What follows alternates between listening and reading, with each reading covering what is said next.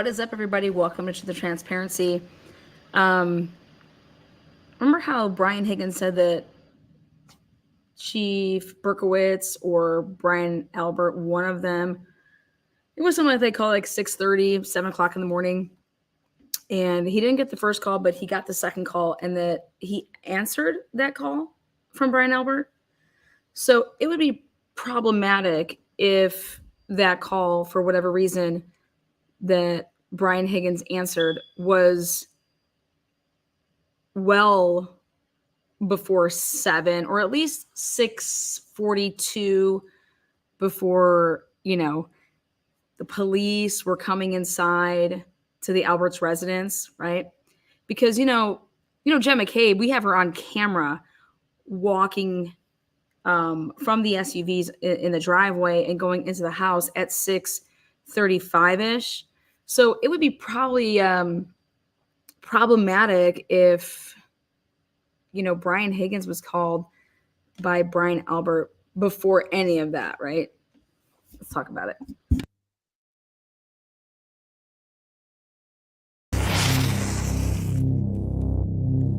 Hello and welcome to Truth and Transparency. Good afternoon. Welcome to the Transparency. Welcome to Truth and Transparency. Not sure if this is working, but today is not a day to celebrate. But the arrest of Richard M. Allen of Delphi.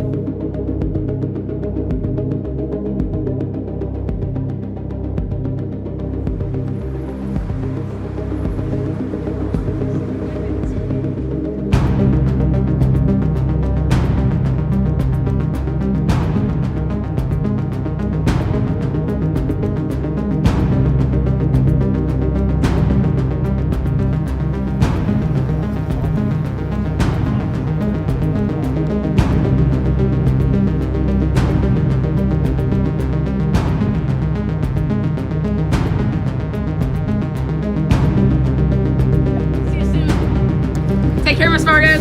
See you soon, Miss Vargas. Paparazzi, stop.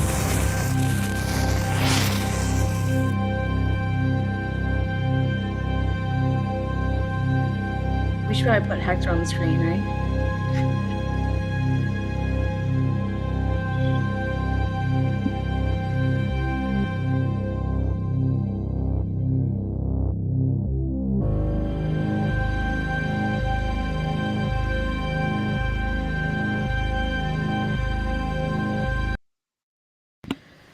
All right, let's do this. All right, guys, welcome everybody. We're gonna bring in Hector. This is this little screen over here. Now, I have every day that we've had trial, just so you know. We have a juror book, and this is what it looks like. So it says the date, the day, and the number of days that's been in trial. So this is from this past Friday. This is my actual trial booklet.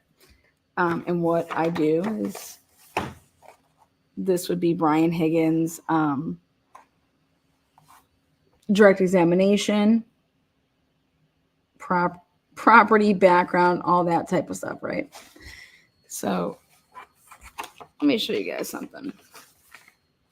Everything that Brian Higgins possibly said and when he said it, right? So where we're going to start here is we are going to start with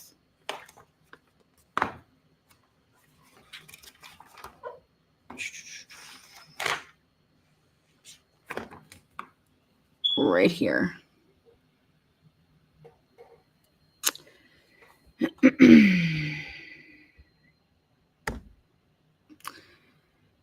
All right, so what I went ahead and did over the weekend, I guess you could say Friday, a little bit Friday night, Saturday, I took all the timestamps that Alan Jackson mentioned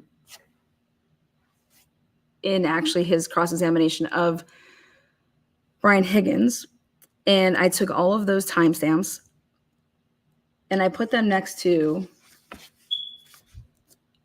Jen McCabe's phone calls, all right, the times. And then I also used Alan Jackson's references to other phone calls that happened. Basically, this is all happening while Brian Higgins is on the stand.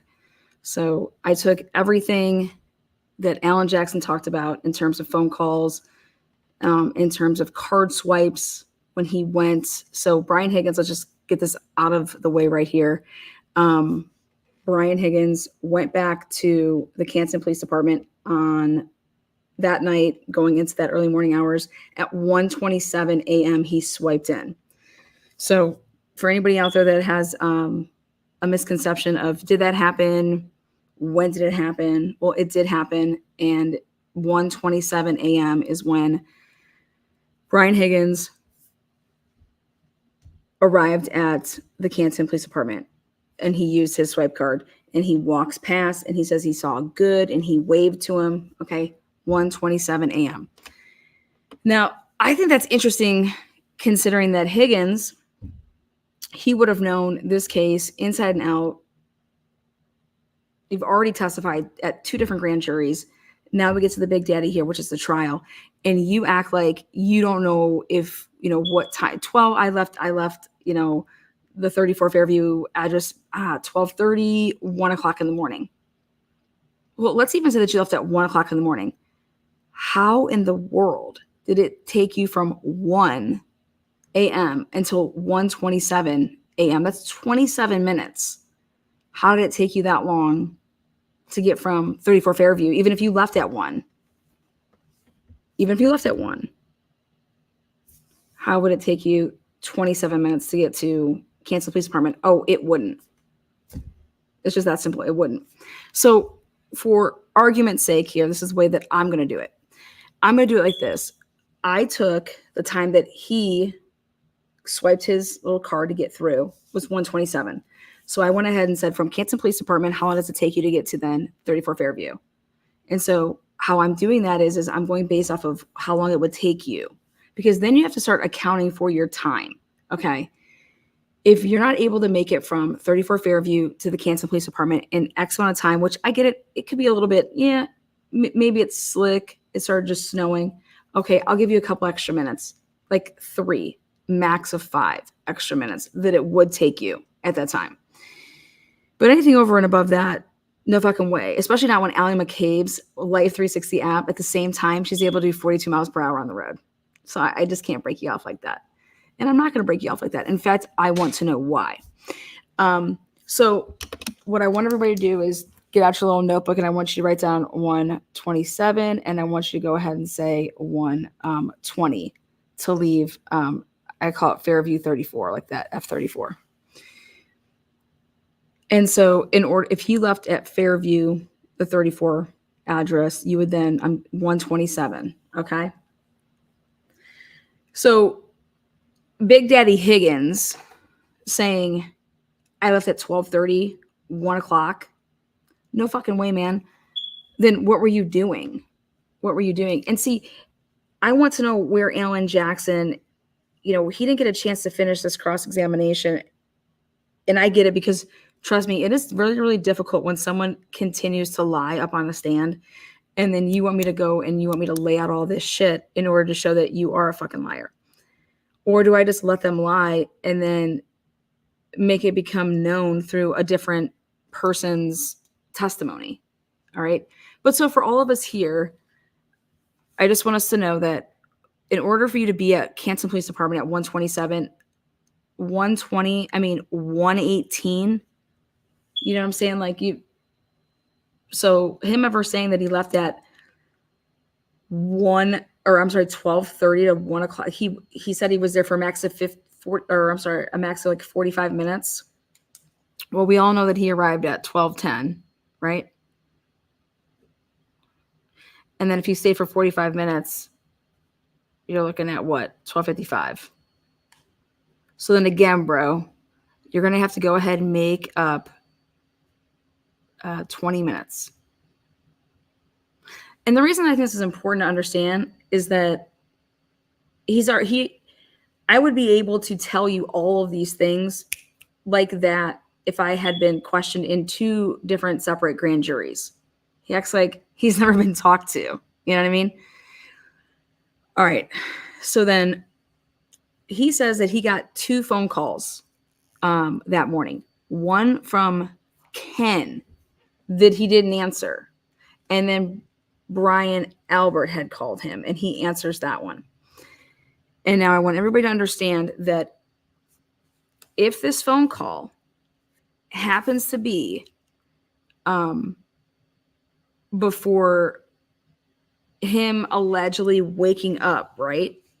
So it was Jen McCabe that walked in an unlocked house, walked upstairs, went flying through a room to get to her brother-in-law and to her sister to say, holy shit, John's body is found on the lawn, blah, blah, blah, right? So then you're telling me, I know for a fact that didn't happen. She goes upstairs at 6:35. That's Jen McCabe because of the stairs that we have and the video. And so you're looking at, 6:40, all right? And then he's walking down the stairs. All of them are walking down the stairs. And based on Jen, I'm just going off of Jen's shit. Based on Jen doing this, so this is her movements. Right in here. 6:42, 29 steps. 6:47, so 6:47 to 7 o'clock. See that right there? She doesn't do anything. So she's standing still. Let me zoom in, help you guys out. Again, this is Jen McCabe's footsteps. So 6:47 to 7 o'clock. She's not moving. And then there's another downtime between 7 and 7:30. Okay. And now Higgins thinks that he gets over to, now this is what's interesting. He thinks that he gets over to 34 Fairview at, like, he says like 7:15. Like he keeps sticking with 7:15. And so I'm not from there. So any of you guys that are from there, Roxbury, is that where he's from? He moved over to the Roxbury place. However much time it would take him to, throw some clothes on and get over to where he's going, which is 34 Fairview. We're going to come back to this portion of it, but it would be really problematic though, right? That if, do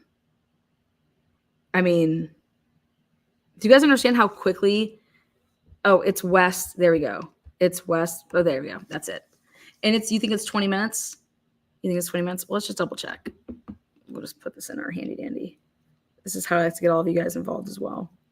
I've probably already checked it. But let's see here. If we have West Rocks, there we go. And we have to go directions to 34 Fairview. There we go. That's a 21-minute drive. That's 8.9 miles. 21 minutes. All right. 21. That's a pretty long drive. All right. So again, I want to just mark this down that it's a 21-minute drive.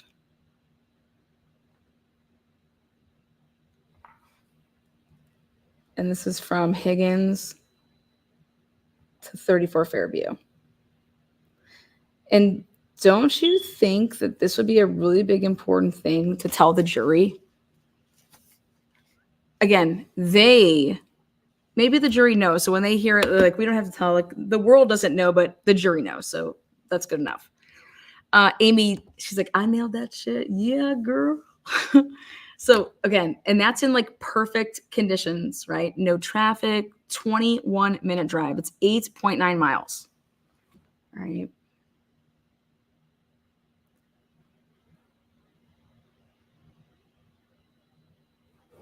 So in order for Homie, he said he woke up and, he got dressed and then he left and then he thought he was to 34 Fairview by like 7:15, he thought, right? So in order for all of this to happen, his ass would have had to have, like, what, left at 6:50? 6:50. So just like think about this for a second. Who the hell goes to sleep? Because he made it a point to say that my ringer was on. My ringer was on. Well, is it that important that your ringer's on? Yeah, because how the hell are you going to, like, hear this? Because I'm sorry, I don't care if my ringer's on or not. Like, yeah, what? Like, you're just gonna click, like, I'm not answering. I'm going to bed. Like, I'm sleeping at 6 o'clock. I'm not answering that. I don't care who it is. Even if I look at the phone and see who it is, like, I'm not answering, right? So in order for him to have woken up, got dressed, got out of his house, and then got in his vehicle and then drove over there, you're looking at, I mean, that's going to be easy, what, a 30-minute process? I think that's being kind, right? By the time, like, somebody would call you, you talk to them, then you're going to, get up. I mean, I think that's really being kind, right? So 30 minutes. So if he was there at 7:15, he would have had to leave at 6:45, which would literally be like Brian Albert calling him as after he would have walked down from upstairs and is walking into the living room, or I'm sorry, the kitchen area or the foyer. Does that make sense? Like, you have to look at when this would have happened, when this phone call would have happened. And he said, yeah, like 6:30, 7 o'clock is when I was getting these phone calls. So, do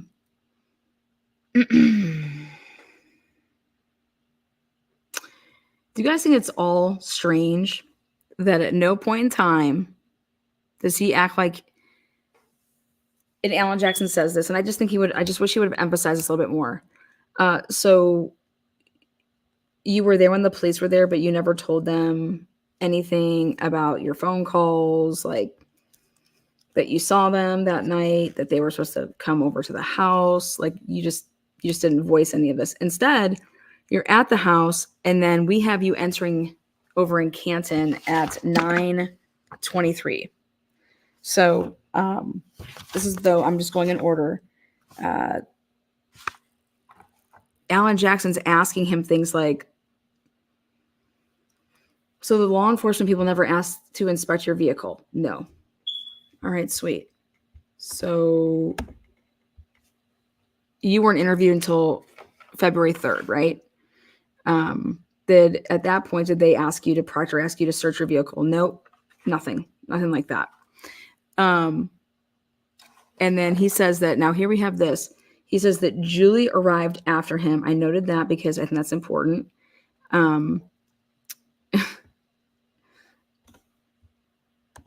I would give anything if anybody could come over here and just bash one of my walls out and find it. Trust me. Try living with it. Now he said that, hey, we were just all sitting around a table because we were in shock. Everyone's just in total shock, right? So he's like, John and the defendant didn't show up. Now he said the Canton Police Department came back, right? And then Jen McCabe threw Julie under the bus and said that it was Julie that gave her the number to Officer Lank. Okay. Well, now that I know that Higgins was there as well, don't you think that, like, Higgins could have had that number? Brian Albert could have had that number, right? So Sergeant Lank arrives back at the house, and Jen, we know this because of the phone records, she called at 8:59 some odd seconds. Now, Alan Jackson says, do you think what if I told you that you spent the entire day over there at Canton Police Department and you weren't working? So why were you there? Like, would that surprise you if I told you that? And he's over there like, I didn't spend the entire day there. There's no way. Like, I mean, he's like, I can't tell you exactly what I did that day. I don't like.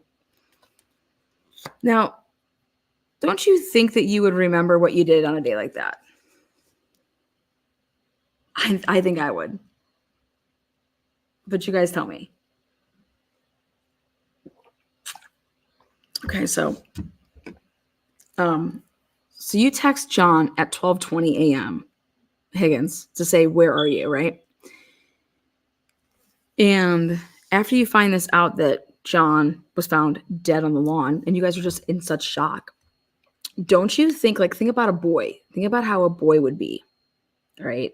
So let's go back to our like youth, or let's at least go back to like college days or when you're dating somebody, right?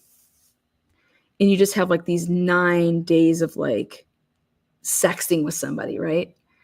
Don't you think that at some point when this would have happened, if you had no fucking clue, none, no clue, wouldn't you ask, oh my God, wait, where's Karen? Was Karen on the lawn? You like this broad, right? You like her. Like you're trying to like date her. You like her. Wouldn't you want to make sure that she, like, wouldn't you be thinking about her? Like, is she okay? Like, wait, what do you mean John was on the lawn? Where was Karen? Was Karen on the lawn? Was Karen there? So much so that wouldn't you like message her at some point and say, hey, hey, Brian Albert just called me. What the fuck's going on?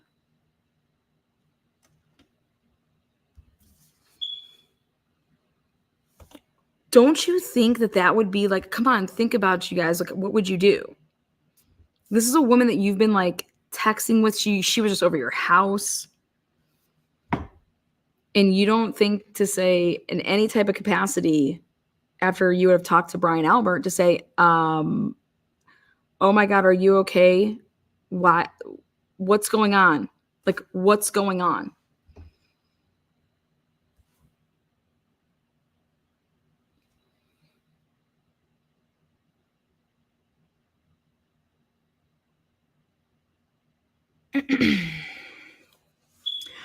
How could Higgins, if he wouldn't have told anybody, think about this. If nobody knows about Higgins and his relationship with Karen Reed at that point, of anything that would have happened, because now we understand, oh my God, they were texting and oh my God, whatever. But you don't, so if he would have never told anybody, don't you think that Brian Higgins would have texted Karen Reed? I mean, the person that I'm trying to like, I don't know, date, her boyfriend, his body is found on the lawn of my friends. We were all supposed to be there. They never showed up. And you say you're trying to math it in your head. You're trying to figure it all out. Wouldn't you text motherfucking Karen to figure it out? Wouldn't you try to figure it out with Karen? Like, oh my God, Karen, what the hell's going on? Like, I had asked him, I had just texted him and said, are you coming over here? I was there that night. You guys never showed up. Where the hell, like, where are you? Like, what's going on? Wouldn't you be texting her and saying those things to her? Hey, are you okay? Now, because remember what he's saying. He's saying that, oh my God, we're all so in shock. We don't understand. Well, don't you think that you would text? So if Brian Higgins didn't tell anybody, like Jen McCabe, like Brian Albert, like nobody, like, hey, can you believe that O'Keefe's woman is like hitting me up and like texting me? Do you guys think this is crazy or what? Like, what's going on? Right? That's totally something you would text with your friends, or you would ask your boys, or if it was like the opposite gender, you'd ask your girls, friends about. So, but he's over here saying that he didn't tell anybody. So if he didn't tell anybody, then wouldn't you text Karen Reed and say, oh my God, are you okay? Oh my God, what's going on? Oh my God, oh my God, Karen, do you know, like, how much could he have possibly been filled in on when Brian Albert would have called him? It wouldn't have made any sense. Why didn't Brian Higgins have the same reaction that Jen had when Karen called Jen to say, dude, you're fucking so off your rocker. Are you guys fucking with me? I don't have time for this shit. Fuck it. I'll just text Karen and say, hey, is Jen over there? Or hey, what's going on? Is John with you? Hey, are you guys awake? Wouldn't you think that somebody would be busting your balls the same way that, or like in some, however you want to say however Jen McCabe was reacting to things like, dude, this girl's on crack. Like, I was there. Those people, not only did they never show up there, their SUV never came there because according to Higgins, he wasn't like, oh yeah, I saw their SUV. Oh yeah, I saw their SUV. No, he wasn't saying those things. Higgins is saying the defendant and John never showed up. He wasn't saying the things that Jen McCabe was saying, right? So now I'll check this part out. All right, so I just text this girl at 11:36 p.m. that night. Well, and I get nothing. I get in my vehicle and I go over to a house party, right? Then almost on the dot, 1 hour later, I text her boyfriend, where are you? At 12:20 a.m. Literally, just so you guys can all see it here in black and white.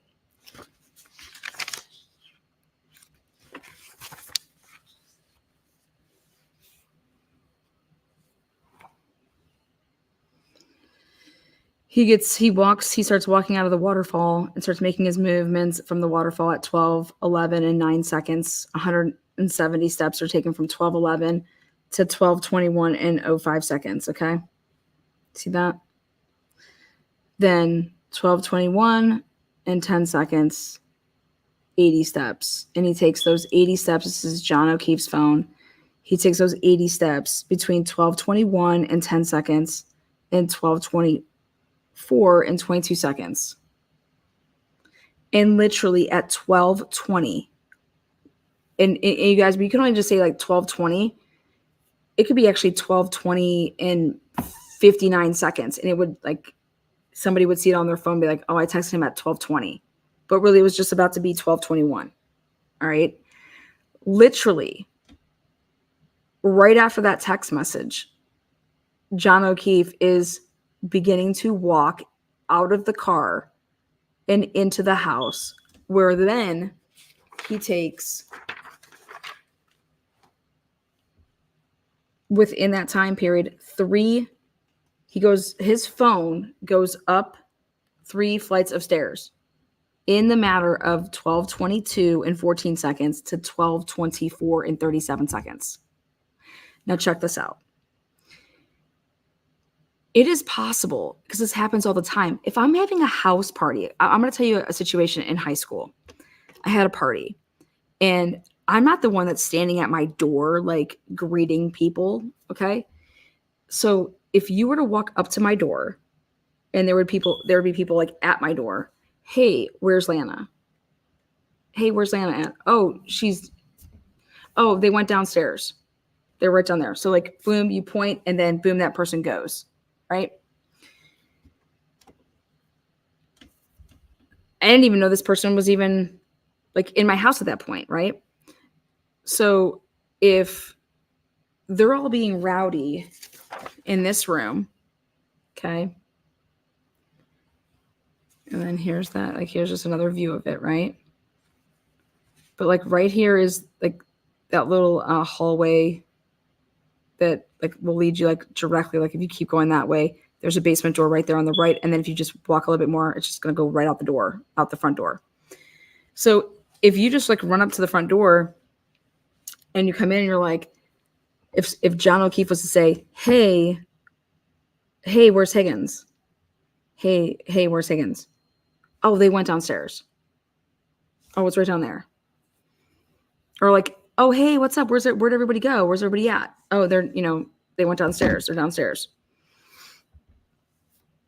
And that somebody either has to be Matt McCabe or Jen McCabe, right? You want to know why I feel that way? Because they're the only people that know who John O'Keefe is, right? Everybody has testified at this point that they didn't even know who the fuck John O'Keefe and Karen Reed were. So the only people in that house that actually knew who the fuck they were are Jen McCabe, Matt McCabe, Alberts, like the mom and dad, Nicole and Brian, and then you have Higgins, right? So now if you actually look at her text messages, and when I say her, Jen McCabe's text messages, and when she wants to say at 12:27, talk about here, bitch, please. When she looked out, at first I was like, bitch, please, right? She doesn't know, like, she's on fucking, she's cuckoo for Cocoa Puffs. No, actually, if Karen Reed was still sitting in the car, when she would look out and she sees a dome light on and that there's the SUV here, because John O'Keefe comes up to the door. If Matt McCabe was right at the door, right, because he was just like standing right at the door, because remember, everybody's coming in at the same time. So he's like right there. So Matt McCabe's at the front door.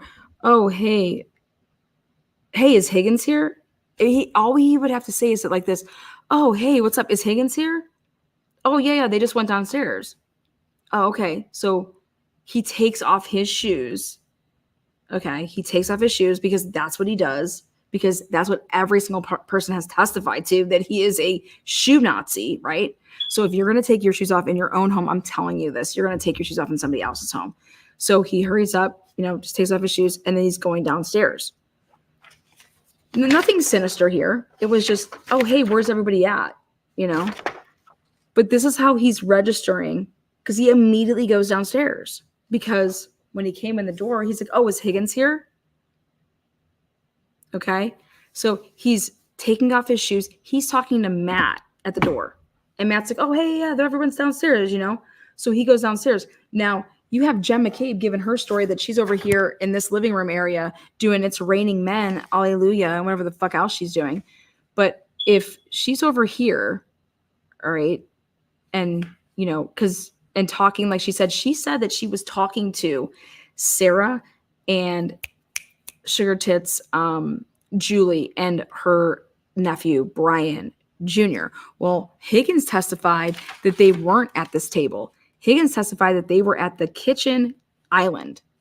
And now that totally changes everything up, because now you're pushing people away from this front window and you're pushing them here, which is you're also pushing them away from the motherfucking front door. And to be able to see when people are coming in, because if you're sitting over here at this table, anywhere in this table, you are going to have that view to the front door. But if you're back over here, and Caitlin's working the music over here, and everything's actually going on, like Higgins says, in this area, then you're not going to see that front door. You're not going to see somebody just go straight down to the basement. So then when Sugar Tits, if Karen wants to say that, or I'm sorry, if Jen wants to say she went over to the door and she was over by the window, oh, are you here? Her at 12:27? I could see her dumb ass saying that. And I could see her not asking her husband a damn thing, because I wouldn't be like, oh, did John just come inside? Because you're texting him. You know what I mean? Like, you're just texting him. You have no reason to ask your husband, because, that's just, you didn't ask him. Matt's just like he's just a frump fuck. Anyways, it's so simple as to, do I think that 12:27 text from Jen could be like, here, question mark, and then her going over to the door? Sure. Yeah, absolutely. But it then became a point of, why would anybody keep their eyes on the door? All right. Why would you ever keep watching the door? If I'm at a party and I've been drinking and I don't know where the fuck these people are sitting. I don't know where anybody's at. Are you out of your fucking mind? If I could tell you all that shit, then I'm definitely not having a fun time.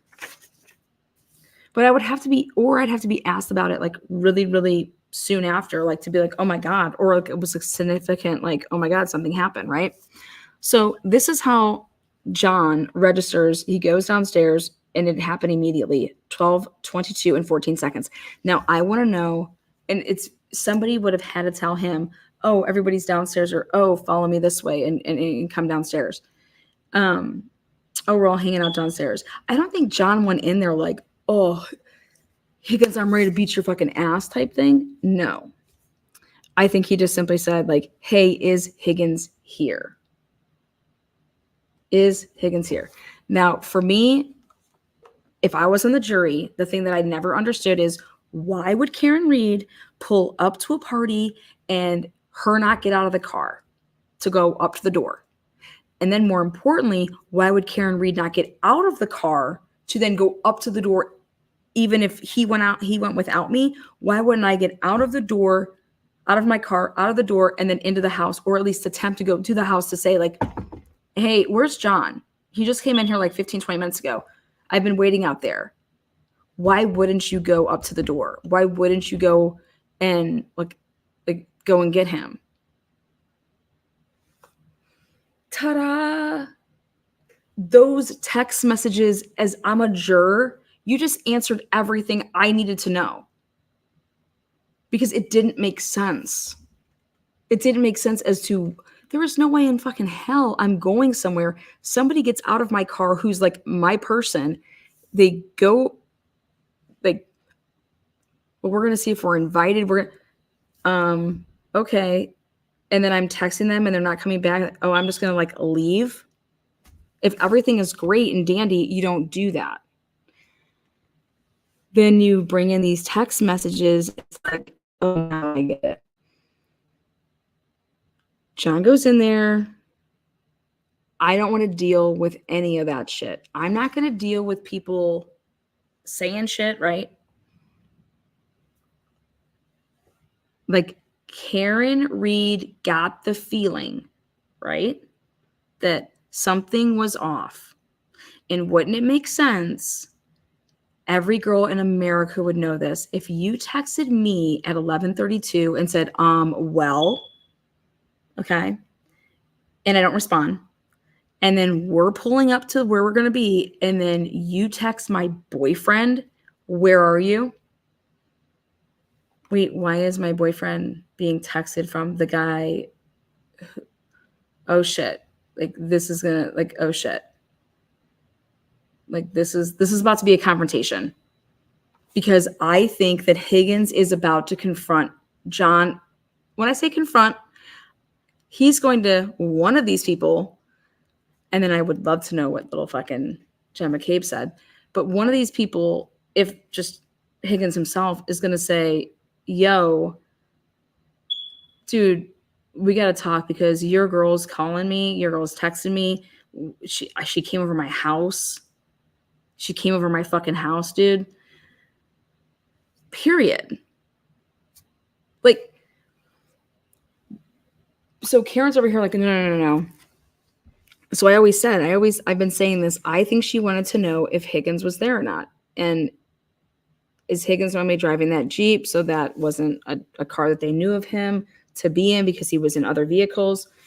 But I never understood this point, which was, why wouldn't Karen get out of the vehicle and go up to the house and say, hey, can you get, like, where's John? I've been waiting out here. Like, I don't feel good. So, like, either he's going to leave with me now, or can one of you guys give him a ride home? I just don't feel well.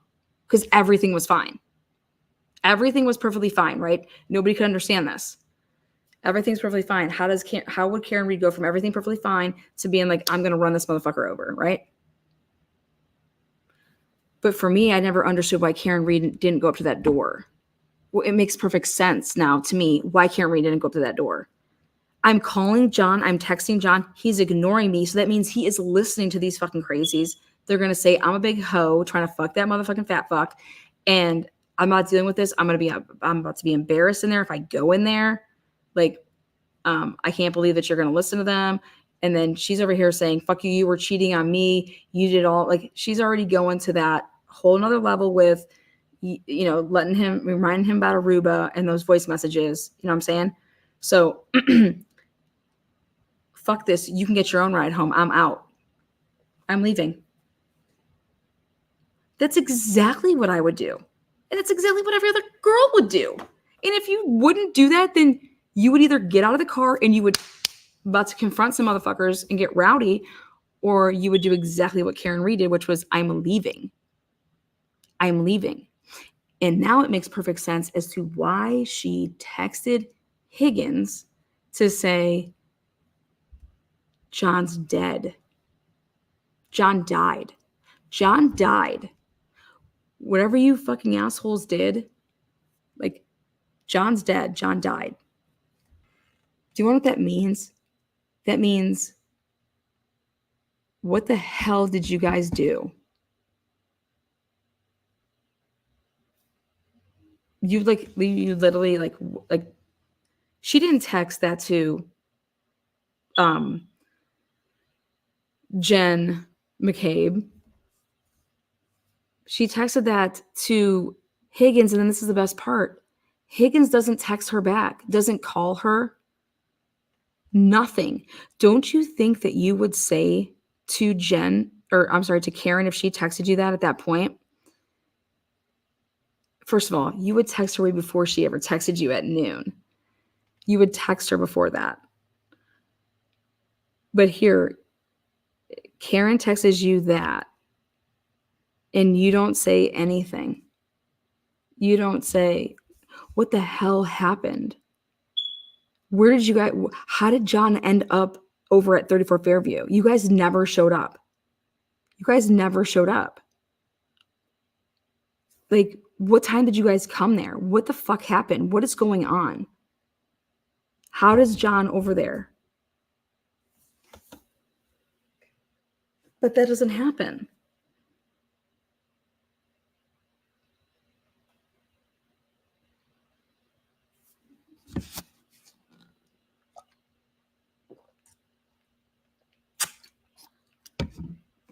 And you know what I think happened?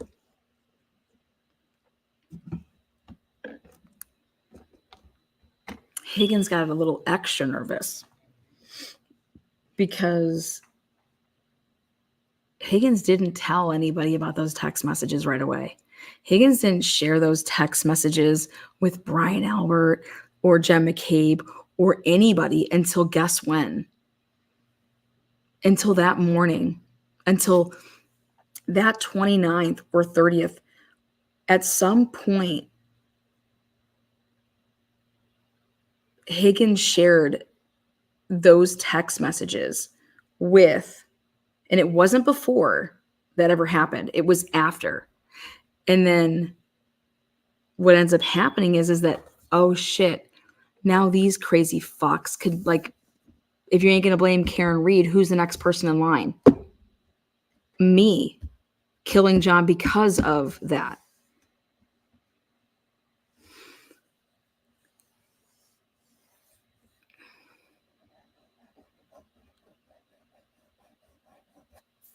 I'm going to try to explain this the best way I can.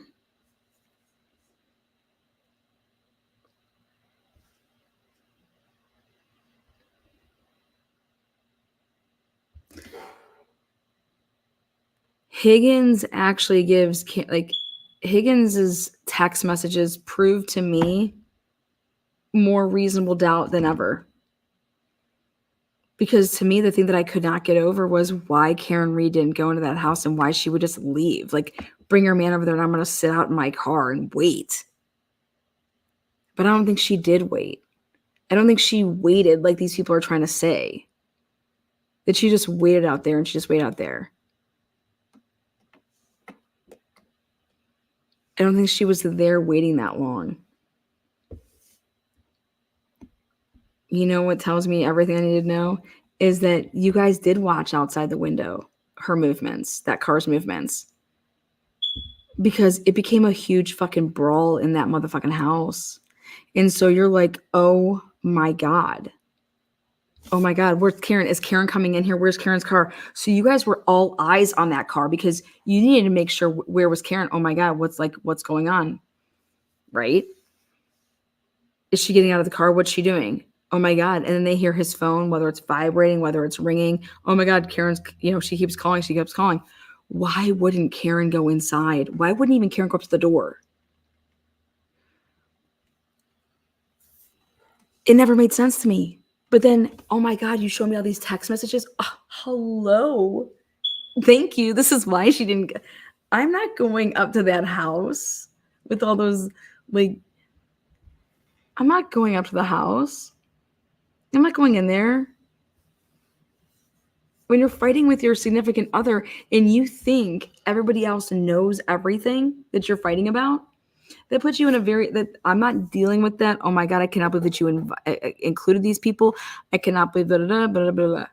Or you don't want to be embarrassed, like, because it's going to come out like you really went to Higgins.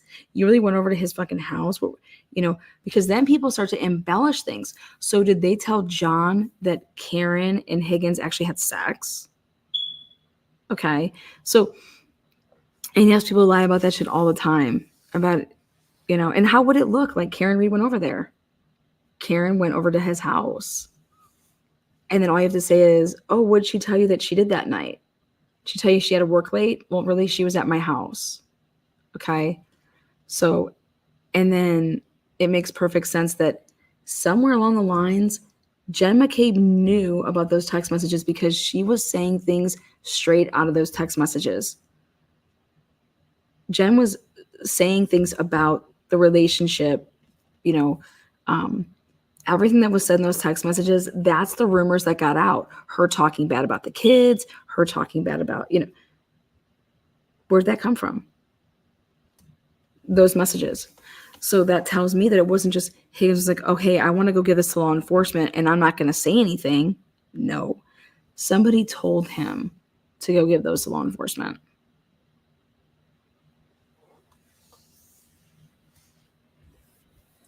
Because they looked at it like, oh my God, that gives her motive. And I think for a second there, guys, they were almost going to say that he came in the house. And how I know that the plan wasn't that originally is because they were going to say that he got hit by a plow.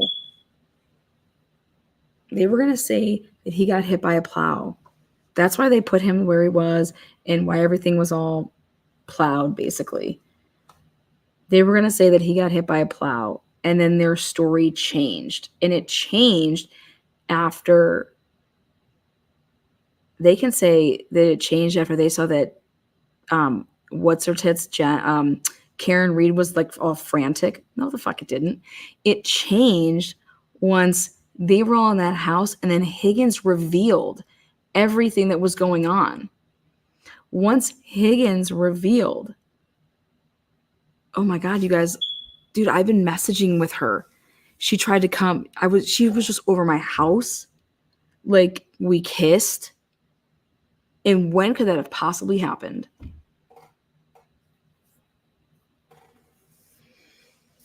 They weren't going to blame Karen off the rip.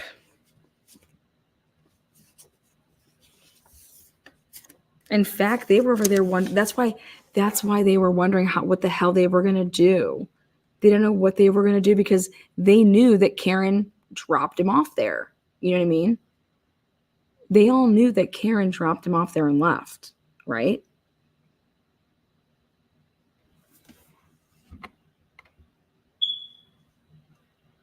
All of them kept their mouth shut. I would love to know Karen Reed's story on the fact of like Jen McCabe ever saying like, we're just going to act like he never came inside. We're just going to act like he never came inside. Oh, right when Jen drove away, he just got hit by a plow and he must have went back out to the car. No. They were never planning on blaming her until they saw Higgins's text messages. That's when it all changed.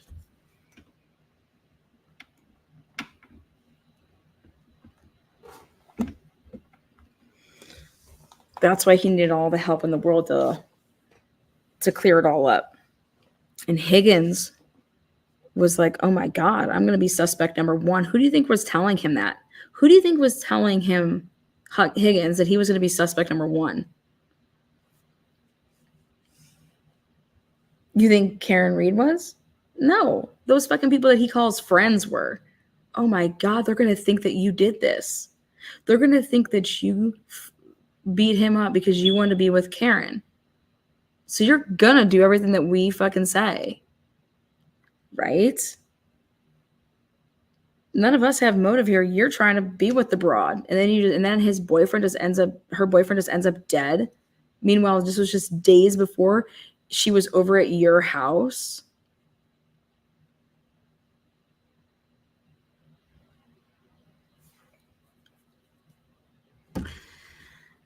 Point being is that you have to ask yourself, how many people truly did Higgins tell? Who knew all of this prior to that night? Okay. But you don't destroy your phones. Not everybody. You don't. Colin doesn't have weird fucking, I called Allie and Allie, oh yeah, and then I got rid of my phone. None of this happens if it's truly what it would have been, which is Karen Reed pulverizing him with her car. One of those people would have seen him laying there and would have helped him, and they would have, oh my God, this crazy bitch. And it would have been handled at like 2:00 in the morning. That Karen Reed totally just ran him over. That would have been handled at 2 in the morning.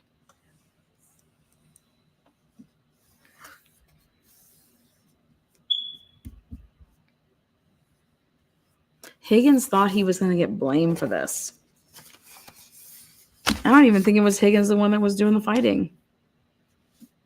I don't think that was it at all, because Higgins would have been all John's hands were kind of his one hand.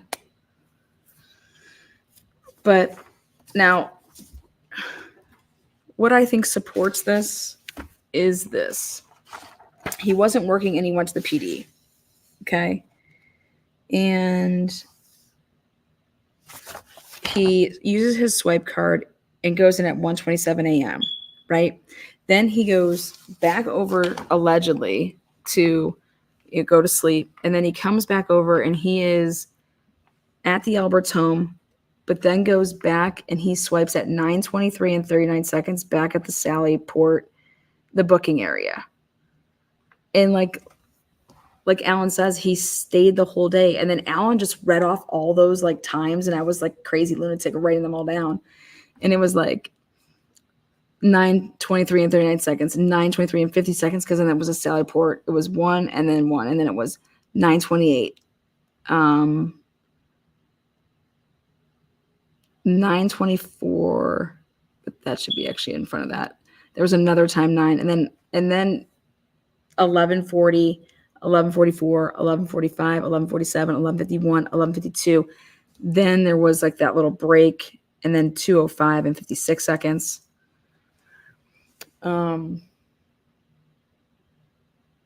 Oh, right here. Then he says, you then took a call from at 3:10. He took a call from Kevin Albert for 12 minutes. Then they hang up the phone, and then Brian Albert calls him at 3:22. And this is all, to me, what this tells me is that you're keeping tabs on either Higgins, right? Or Higgins is running, monitoring for you, right?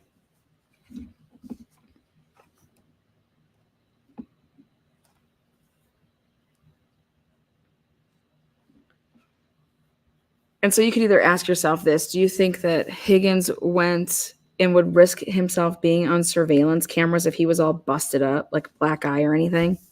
Because I don't think he would be.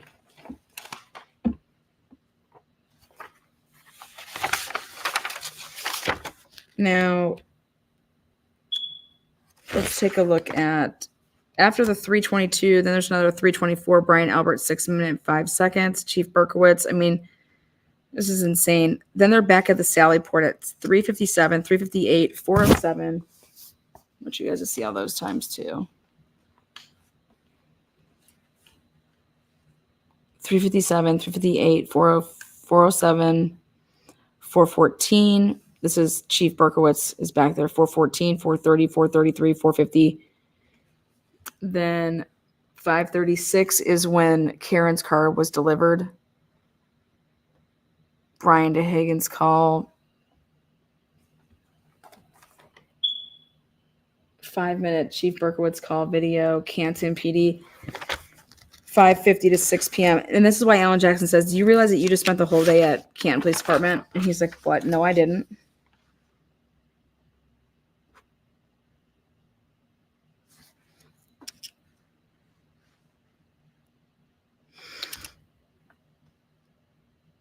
And he's like, did you provide Brian Albert with info? Did you provide anybody with info? He's like, no. And it's like, what the fuck were you doing up there? You weren't on duty. You weren't like, so what is it that you could have truly been doing, right? So let's look at this.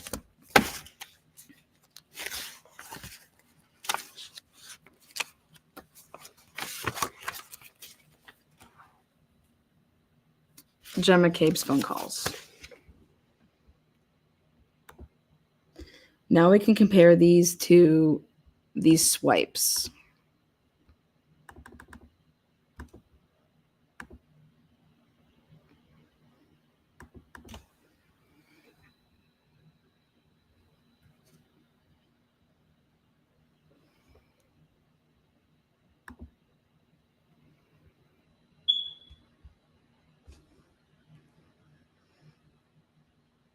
That's when she calls the police, 8:59. Then it's Carrie Roberts,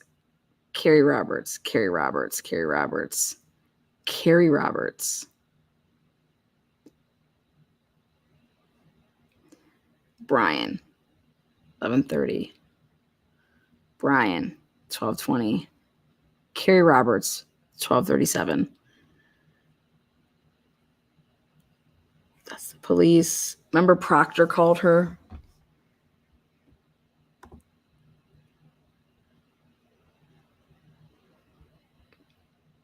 Proctor right there, 10:55. I think that's Proctor right there.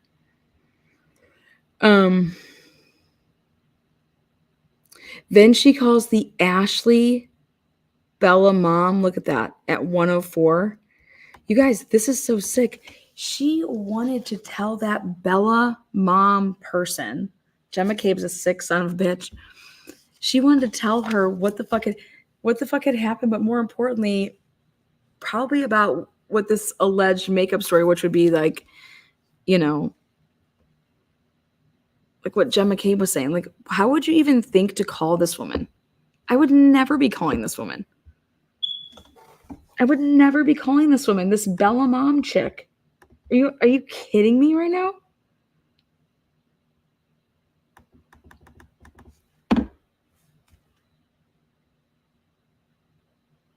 Get the fuck out of here. You gotta be kidding me. Right after what? Look at 11. Look at these time frames. 10:40, 10:55, 10:30, 12:20. There's an hour break, between calls there.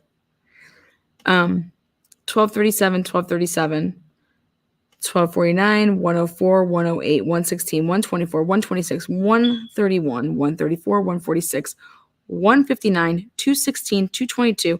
And you know what's crazy about all of this, guys, is that she's like literally shotgunning calls, because after she's talking to somebody, she's hanging up and she's calling another person, or they're calling her back.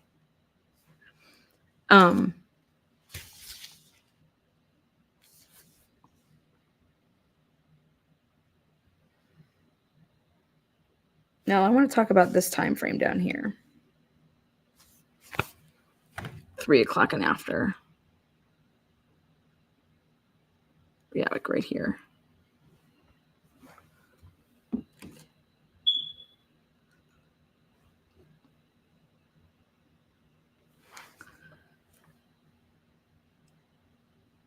going to back that out.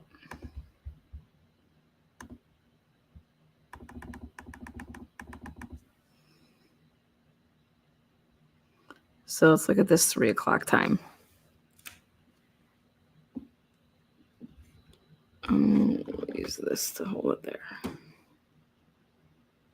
All right, now let's compare it to these swipes.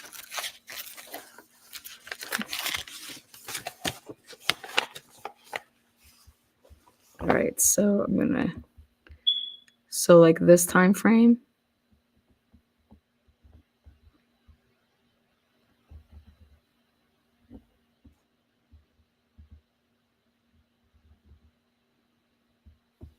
Hi.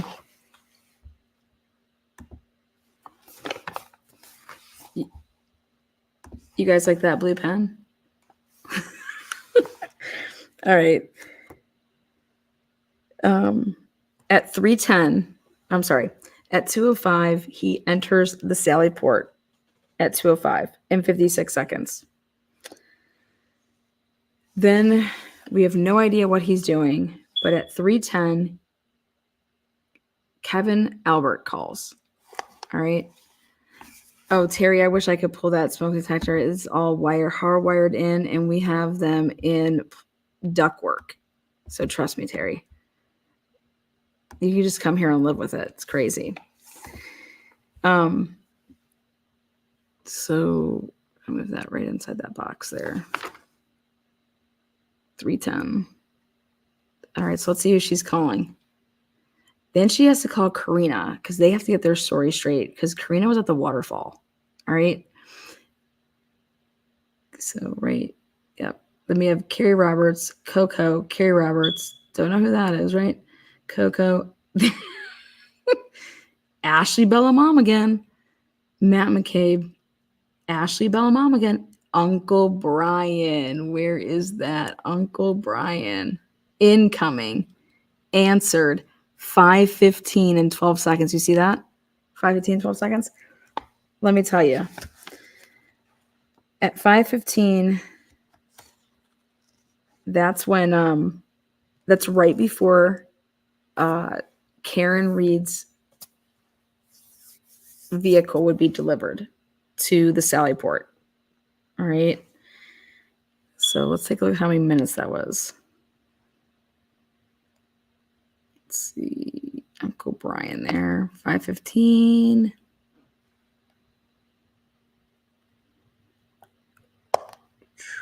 One minute and 27 seconds. 8 minutes and 32 seconds. Who the fuck is that? At 5:16. So she gets right off the phone with Uncle Brian, and it's Carrie motherfucking Roberts. Carrie Roberts.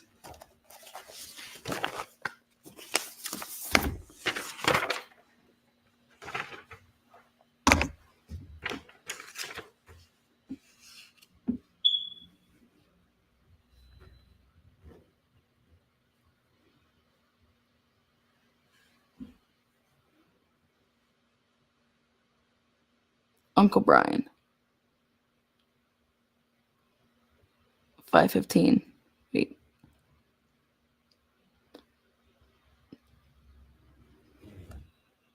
Carrie Roberts, outgoing. 5:16. Coco, which would be Brian Albert's wife, not answered.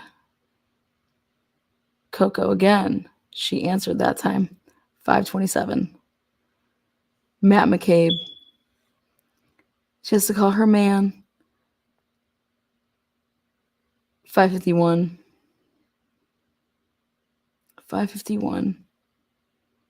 Maureen, Coco, Carrie Roberts.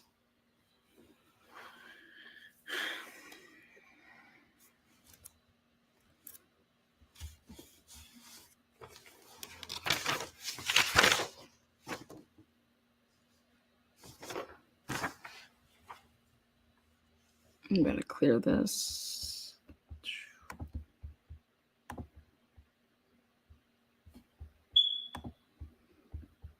Back all out.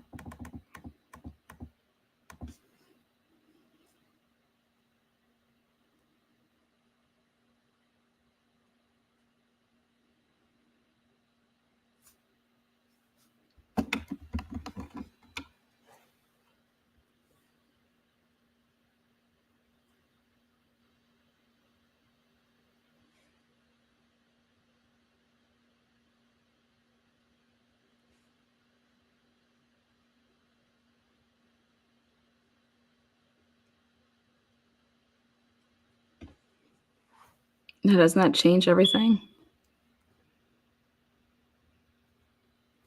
And now you know about the text messages, right?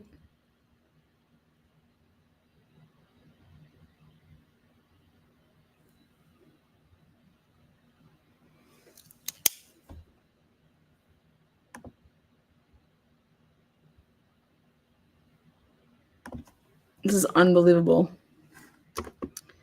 Unbelievable. John's phone would stay still for 5 minutes up until it moves for the very last time, which is 12:31. John's phone takes 30, I think 30, yeah, it was 36 steps.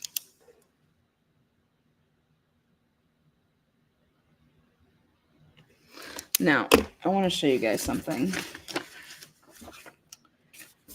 Carrie Roberts says that she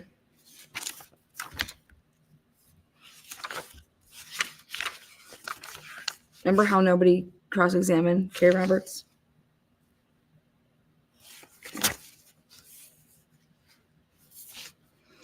Carrie Roberts testified that she's the first person to say this in 19 days, 17 days, however many days it was, that John O'Keefe's phone was found underneath John. Okay. Now,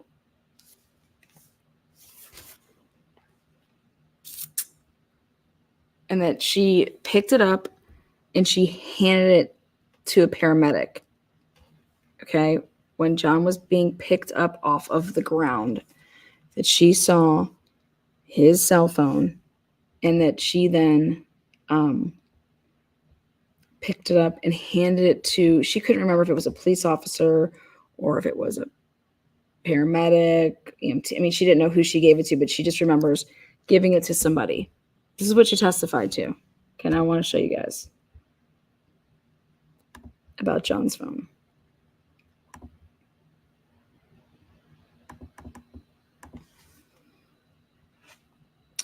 From 6:04 to 6:11, during that time frame, 432 steps. Okay. Then 6:15 to 6:21. Now that's a very important time frame. I'll explain why. Because John O'Keefe, they were at his body. Okay. Now, I want everybody to understand this. People have said to me, so I really want to make sure we're clear about this. People have said to me, oh, that 432 steps, that was because his phone was under him while they were working on him. And that is why the 432 steps was registered, because they, meaning, I don't care if you want to say it was the girls, I don't care if you want to say it was the EMTs, they were working on him, like doing CPR, and that was making his phone get all these steps in. Okay. Now, I paid really, really close attention to the time logs of when the ambulance arrived there, then when the ambulance got over to John, and or actually, when the ambulance arrived and they got out of the ambulance and they walk over to John. Okay. And or to that area, and they were, you could see it through one of the dash cams. Alan Jackson says, "Is that you, Flamati? Is that you giving chest compressions to John?" And now this would have been way after 6:15 because, 6:15, because that you see these chest compressions being done, and Alan Jackson says, "Flamati, is that you?" And he says, "I don't know." The kid has zero recollection of where he was and what he was doing. But at 6:15 and 14 seconds to 6:21, 180 steps.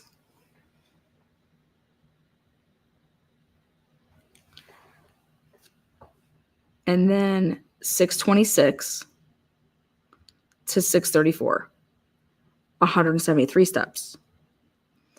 And then 6:36, which would have been right when Jennifer McCabe is inside, okay, and going upstairs to see her family. 6:36 to 6:43, 192 steps. Then 6:55 to 7:04. 298 steps. Okay.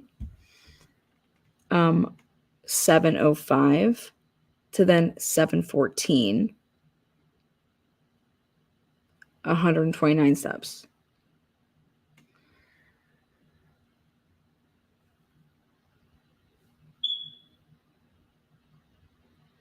So let's pay attention to something here. So I was doing process of elimination on who could have possibly had John's phone based off of what Carrie Roberts said. Because we have the dash cam. And so we know that John O'Keefe arrives. Ready for this? Arrives at, and he has his bracelet on.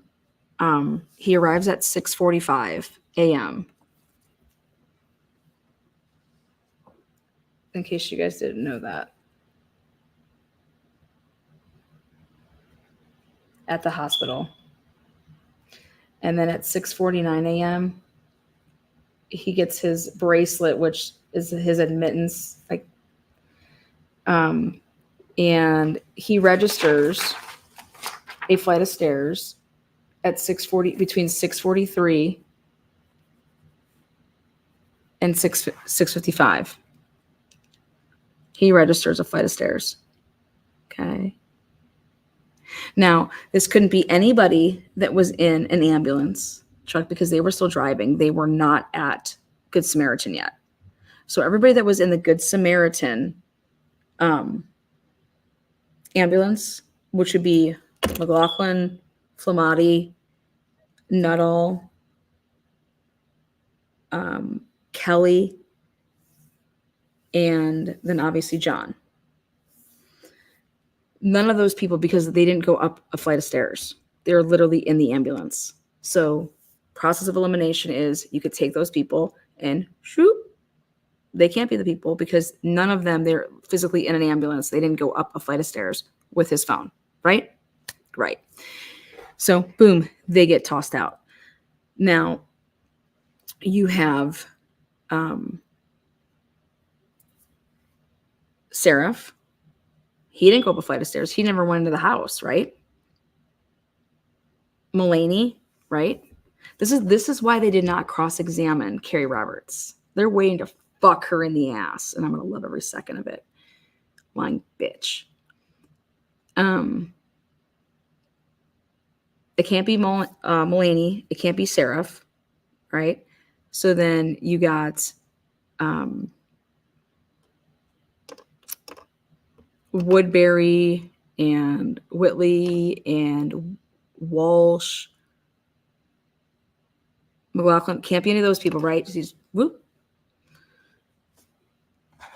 You got Lank, who actually went into the home. Now, if he went up a flight of stairs or down a flight of stairs, he says he just goes into the, you got Good, you got Gallagher, right? Gallagher.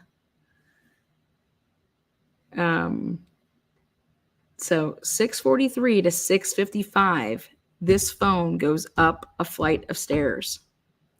And what I'm basically giving this to you guys is that she's a fucking liar. This is all lies. Remember then Carrie Roberts says that she then gets in her vehicle to take all you people that said that Karen Reed had the phone. I told you Karen Reed did not have that motherfucking phone. So at least Carrie Roberts gave us that. Jen did not have, or Karen did not have his phone. Claps for you. So who did she possibly pass this off to? She couldn't remember who she passed this off to. We heard every single person testify. You understand that right now, right? We've heard every single person, Seraph, Mulaney, Lank, Good, all the firefighters, EMTs, every single person testify. Have any of them testified? Have any of them testified to saying that they turned in a phone of John O'Keefe's? Carrie Roberts, you dog, you. You a hoe. and your man beat your ass.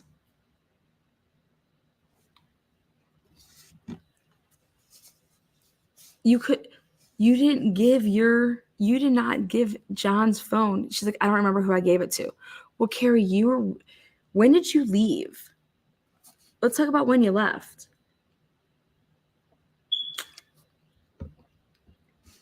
The only person that you could have given it to would be Officer Lank. Because Officer Lank went what? He actually went into the house. Do you think Officer Lank went down in the basement and then he had to come back up? Do you think that Officer Lank went upstairs to go see Brian in his bedroom?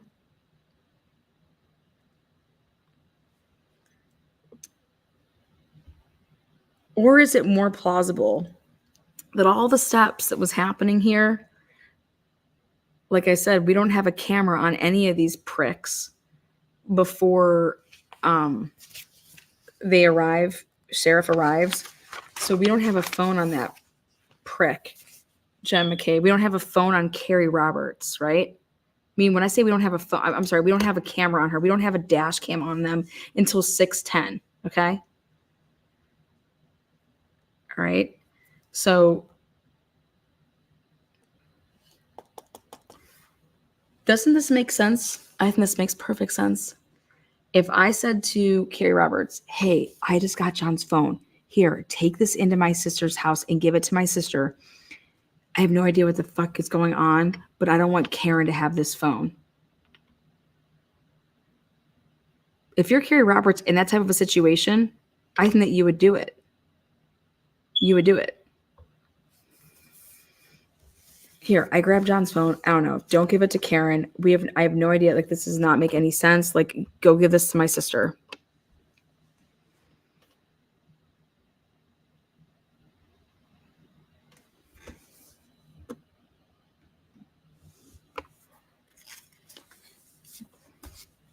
Because I said to myself, why the hell would Carrie even say that she had it, right? And then why is Jen all up saying, hey, you need to make sure that she tells them everything. Oh, she's telling them everything, and I'm loving every part of it. And I'm like thinking, like, what the fuck?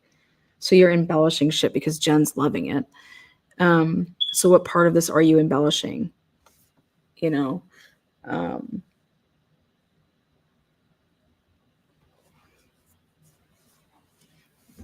So it makes sense to me that, okay, if Carrie grabbed it, if she truly did grab it in that situation, she passes it off to an officer. She has no idea who the officer is, but yet none of these officers who have testified to this point have said a word about this phone. And then how would it possibly get into the hands of Proctor?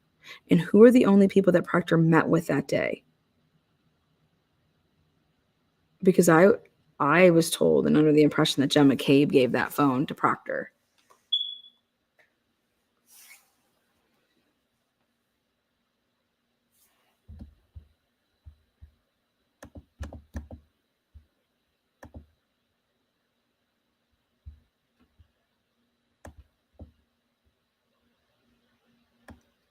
They had to do all of this before, because I want to show you guys this next steps though. So if these are John's steps, right? Look at this. So the phone, the last time it moves and takes any steps is at from 12:31 and 56 seconds to 12:32 and 16 seconds. So that's a 20-second period and it gets 36 steps. And now the phone is directly underneath him, right? So if Karen hit John with the car and John's phone was like in his pocket, then why would John's phone be underneath him, directly underneath him?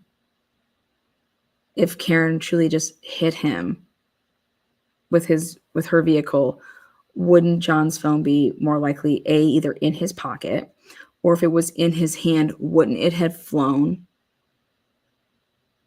So then to land underneath him directly while he's laying on his back, it's pretty hard to do, I would think.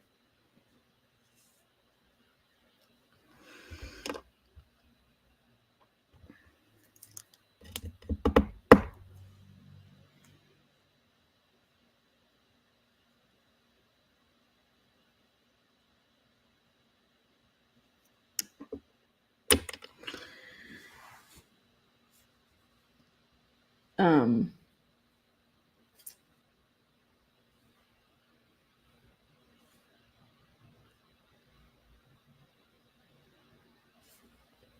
okay,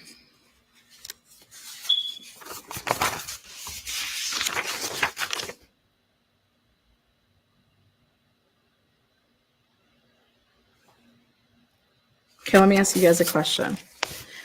What officer have you ever heard in your life that if you would have truly given this to an officer because it's evidence, right? Think about this. Now let's just have fun with this. So I give this to an officer, like, oh my God, my name's Carrie Roberts. I found his phone. Here you go. Oh God, this is his phone. Oh God, we might as well give me one of those plastic Solo cups, man. We got to put the phone in a plastic Solo cup, and then we're going to put it in that garbage bag. We're going to put it in that grocery bag right there. So it's going to be in the grocery bag as one of the Solo cup, or one of the red Solo cups. It's going to be in this, or at the very least, like, okay, I'm going to take this one and put it in my vehicle, like a trooper vehicle, like in like a plastic bag or something. Like, I mean, or am I just going to say like, oh, this sounds great. What is every officer taught when they're given a phone? They're immediately supposed to put it into airplane mode. I mean, they're not really supposed to like even be handling it. But okay, let's just go with it. That Miss Roberts found it and was just like, oh my God, here you go. Okay, ready? So then at 6:15, someone's walking around with it from 6:15 to 6:21. Okay, somebody was walking around with it from 6:04 to 6:11, and that would have been right when they found him that it started moving. Nobody was. I mean, like his phone's. Then it's 6:26 to 6:34. 173 steps. Then 6:36 to 6:43. 6:55 to 7:04. That would be when the police were inside that home, allegedly. Then 129, 7:05 to 7:14.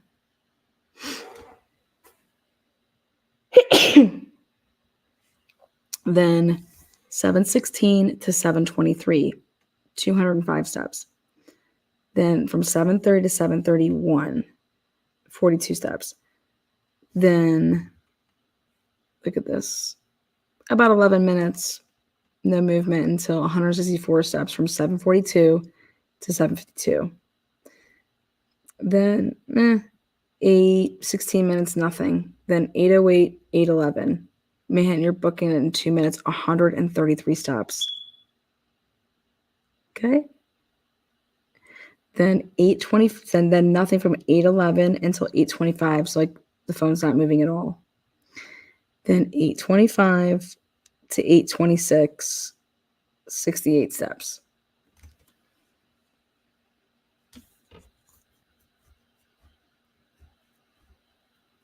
Then look at this.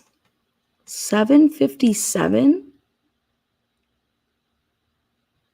to 8:07. What the fuck? Why is this all the way over here? What is this? Is this just a typo? What is this extraction here?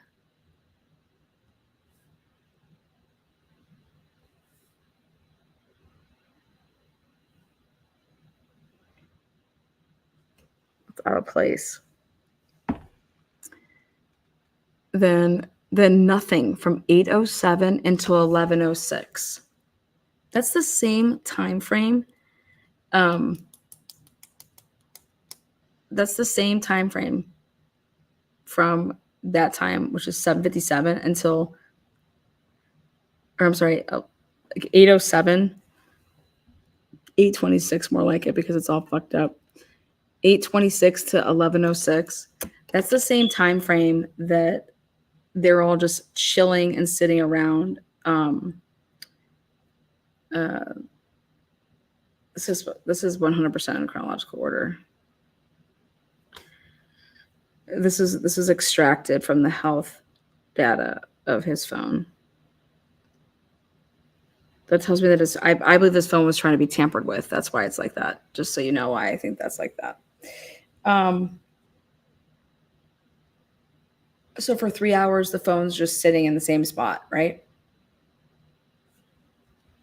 Right before and during the time frame that it's sitting those for like the 3 hours for somebody to possibly work on it or do something with it. It then gets kicked out of order. Just letting you guys know that. And then it begins walking again, 11:06 to 11:11. And then 11:18 to 11:20. If you go and look at Jen McCabe's phone, see what she's doing at 11:18. And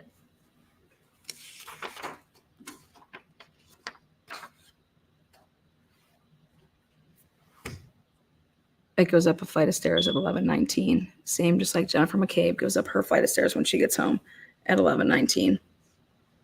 So you want to sit here and tell me, look at this, 8:26 flight of stairs, 7:58, and then 8:26. And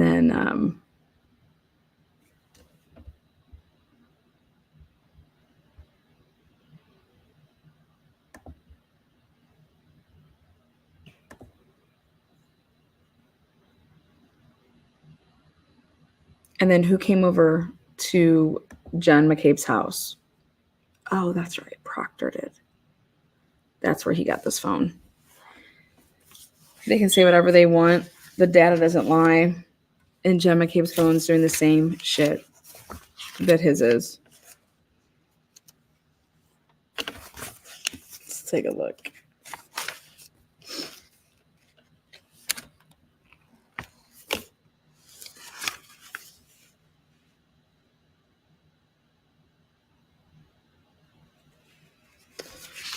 Didn't she say that Matt McCabe went upstairs first? And then she went upstairs? Didn't she say Matt went upstairs first in her interview?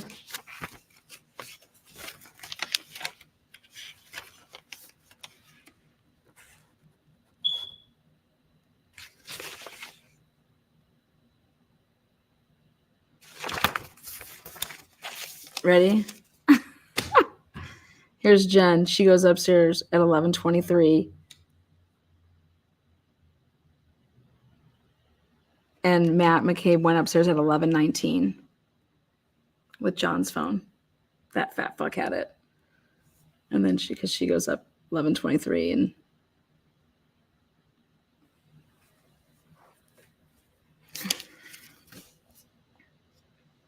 these people are sick, man. Look at that. This is when they come back from being at 34 Fairview. After they were already at 34 Fairview, then they have to go back home, okay? Because Proctor's going to come over and interview them, all right? So they get in the car and they drive home. And that's why they're not walking. That's why Jen McCabe's not walking between this time frame, which is...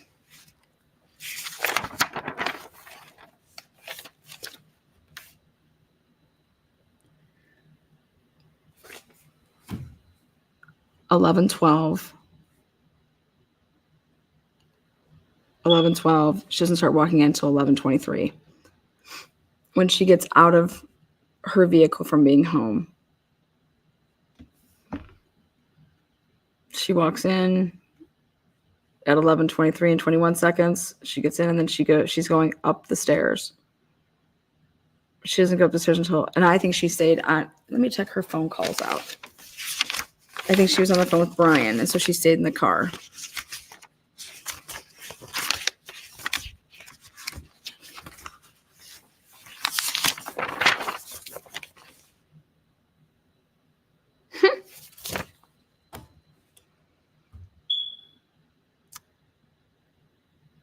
$11:30 and 21 seconds.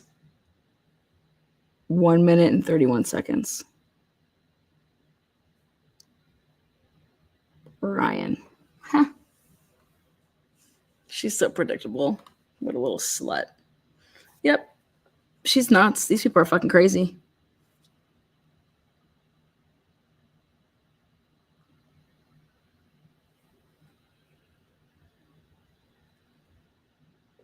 Damn.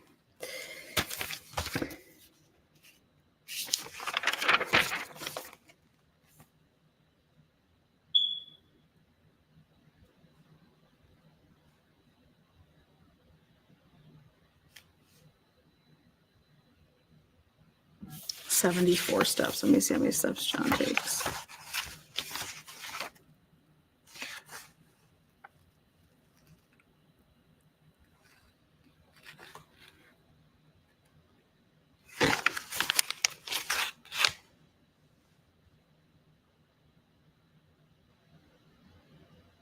Damn.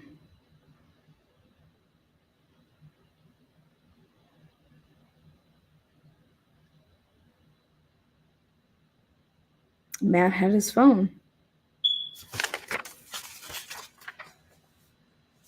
Okay. 11:06 to 11:11, and then 11:11 to 11:18. Nothing. And then 11:18 and 48 seconds to 11:20 and 7 seconds. 109 steps.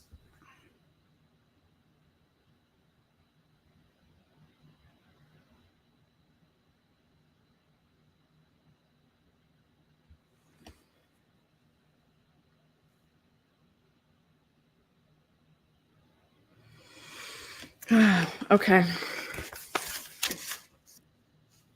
These people are sick. I just think it's very interesting that you have John O'Keefe going up a flight of stairs at 11:19. And that's basically right when Jennifer McCabe and her husband would have arrived home. So I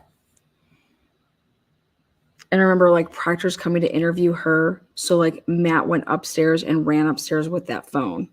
You get what I'm saying? Like, and you do the math, it takes like that's how long it takes to like get her out.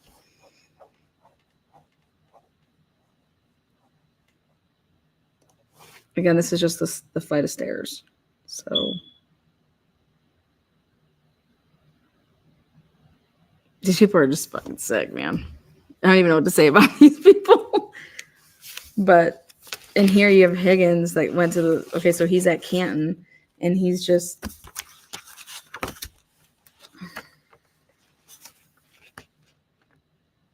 and then so you have Karen Reed who texts him at noon, basically, maybe a little bit after. And he doesn't say a fucking word to that broad. Meanwhile, he's been like getting blue balls every other night. Like, that's just not normal. Like, that's not like, so normal people would have responded back to that who had nothing to do with anything. And in fact, if you like the girl, you know what I mean? If you had nothing to do with it and you really like this girl, you'd be like, oh my God, what the hell happened? You know? And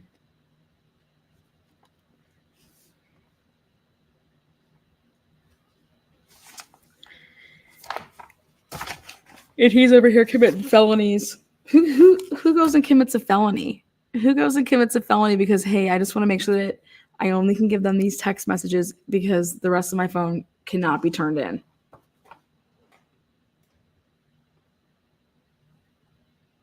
Think Carrie Roberts' piece of metal was to explain marks on John O'Keefe's arm. That's interesting. I think they have a little something special in store for Carrie Roberts. Carrie Roberts was not cross-examined for nothing. They're holding on to Carrie Roberts. Alan Jackson's going to come back and say, would you like to change anything about your testimony? They sure weave a wicked web. Takes Lana brains to catch all this. They do. They and then they were all given the data. They were all given the data to know like what to say. Like, why would Jen say, "Oh yeah, I plugged my phone in right when I got there," and it was like just. And the other girl was like, "Yeah, I was sitting on the floor." It's because they knew that her phone didn't move for 10 straight minutes. So how are you going to explain that? How are you going to explain that your phone didn't move for 10 straight minutes, but it's in your ass? Bitch, please sit the fuck down. I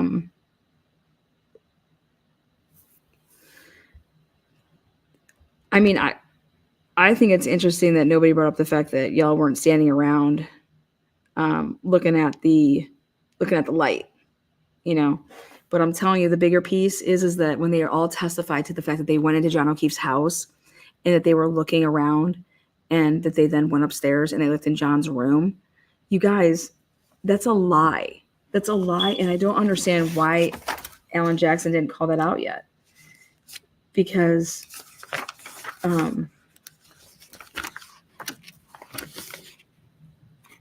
here's John McCabe's phone data and watch data, like phone and watch. See, iPhone 11. So iPhone, watch. Okay. So what that means is they said, okay, we got back over there at, what was it, 6:50? I think it was like 6:52, 6:47, 6:52, or I'm sorry, 5:47. They were there from like 5:47 till 5:52. All right.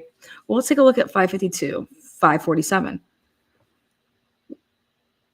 Wait, Jen, if you went upstairs, it would be registered. It would be registered. All right. So, I mean, I sent this on over to Alan Jackson as soon as she said that she went upstairs. I knew that she didn't go upstairs. I knew that that hoe did not go upstairs.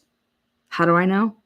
Because it's right here. You're wearing your watch and you had your iPhone on you. So even if you left your phone in the car, when you've gotten out of that SUV that you popped out of in your pajamas and you went inside, you didn't go up any flights of stairs. You didn't go upstairs. You did not go upstairs and check any bedrooms. You didn't do shit. You didn't go up there and talk to Kate. All the things that she testified to. And so I have to believe that, again, these are the flights. I have to believe that Alan Jackson's holding it for a reason. But right here, she did not go up a flight of stairs. This is her data. This is straight from her iWatch. This is straight from her phone. Okay. And you just didn't do it. Like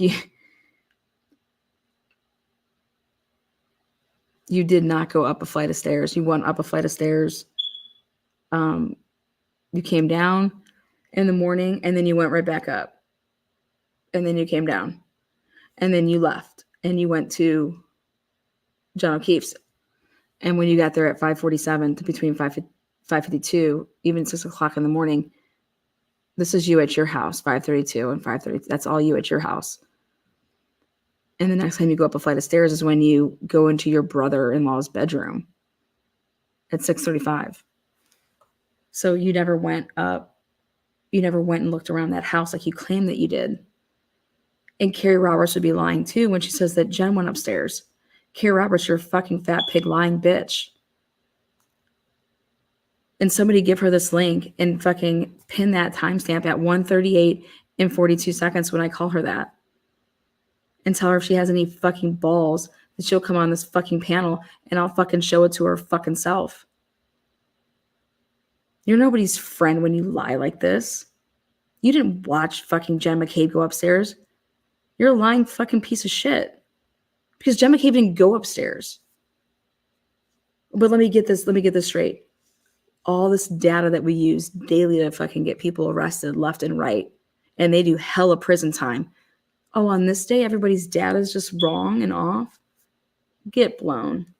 Y'all look like fools. You look like fucking fools. So clip that shit. Send it to that hoe. It's going to come on my panel. She's a liar. She didn't watch Jen McCabe go up no flights up there, go look in John's room, and then to sit here and say that John's bed was made. Oh, was it? Okay. Well, then you must have got that from somebody else because you didn't see it because you didn't go upstairs. So pin that timestamp, send it their way.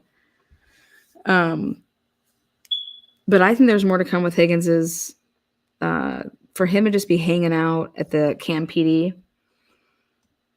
I mean,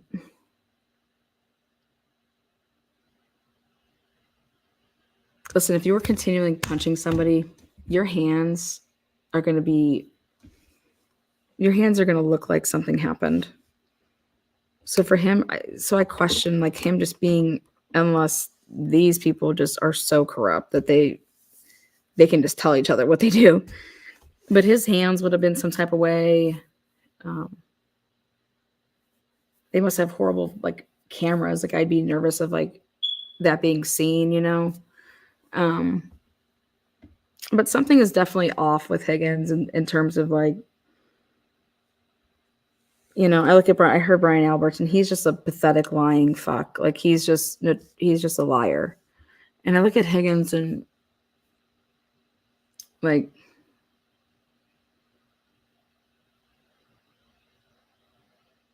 I don't know. I don't get the.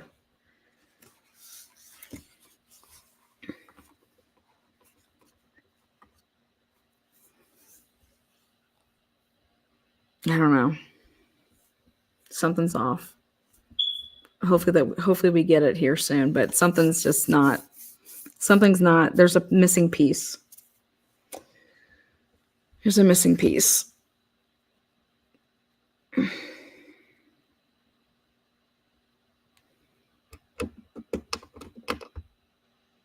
Let me ask you a question. What good would it have done if Higgins was to say, okay, at 1:20 or at 12:20, I text John, I say, hey, where are you? Whatever, where are you? And so and I just, if I'm Higgins, John walks up to me, I'm just like, hey, I just want to let you know that your girl's been texting me. What the fuck are you talking about? And just like, what do you think? John just went at him and he was like, ducked. And then like Colin just decided to just go boom. You know what I mean? No.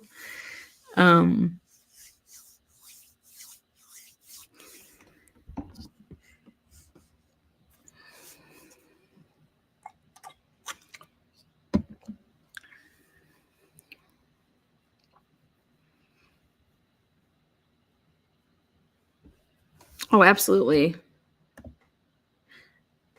Yeah.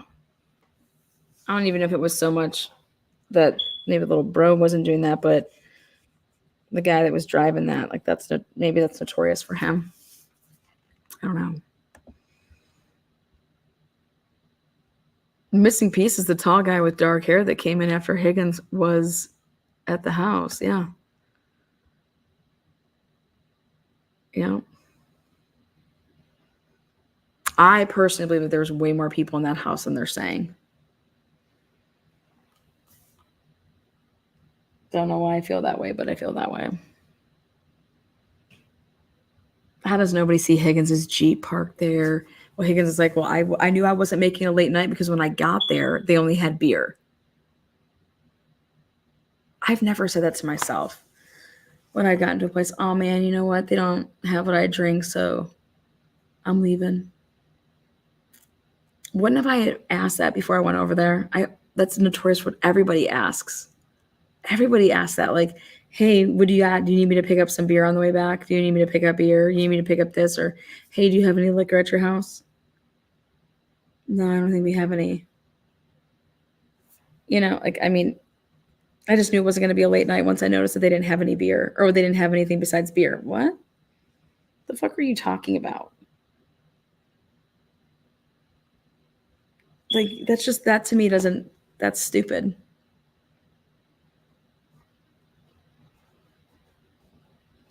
Like, you already had like 8 Jamies and you like, okay, yeah, give me that beer. You know, I don't think he'd be like, I'm leaving because of that. It could be like, well, I'm pissed off. Like, Karen's toying me around. Then I just decided to text her boy right before he takes steps. And then he like literally goes down and is beat to death. And then thrown on the side, you know, in the snow.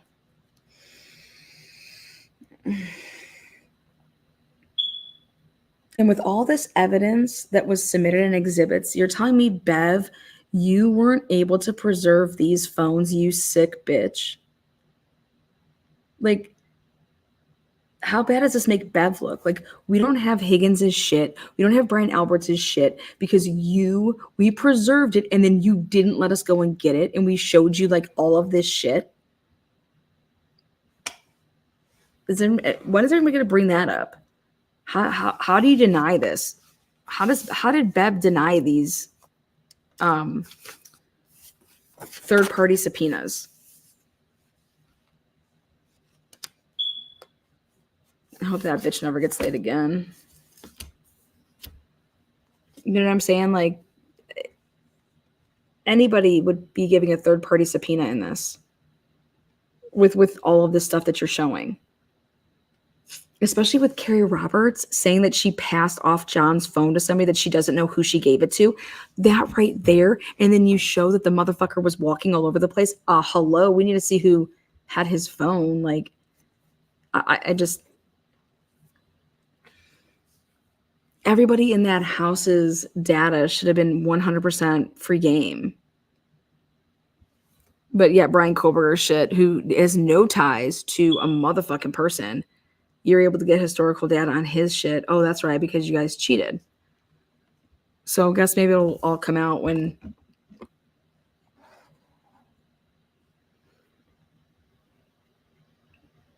This is equivalent to none of the... If you guys are following the Brian Koberger case, this would be equivalent to none of the roommates having a... no, you're not getting my phone records. No, you're not getting my phone data. I'm not giving you my phone. You're not downloading my data. This is what that would be equivalent to, because they were in the house when this happened. Now you're not getting my shit. And then that dumbass, why in the world? Who told Higgins to go and get those, screenshots in the way that he went and got them? Who told him to do that?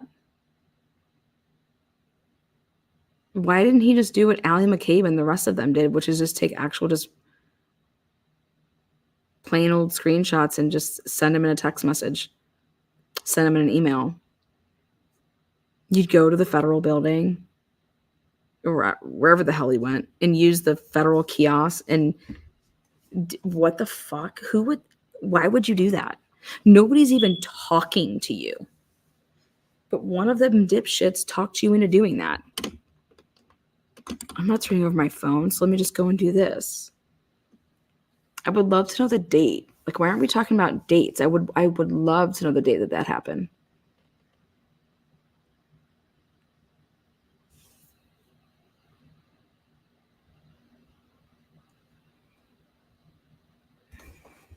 I'm not telling the feds anything about Brian Drake. You think I trust them? No way. I trust mainstream media before I trust the feds.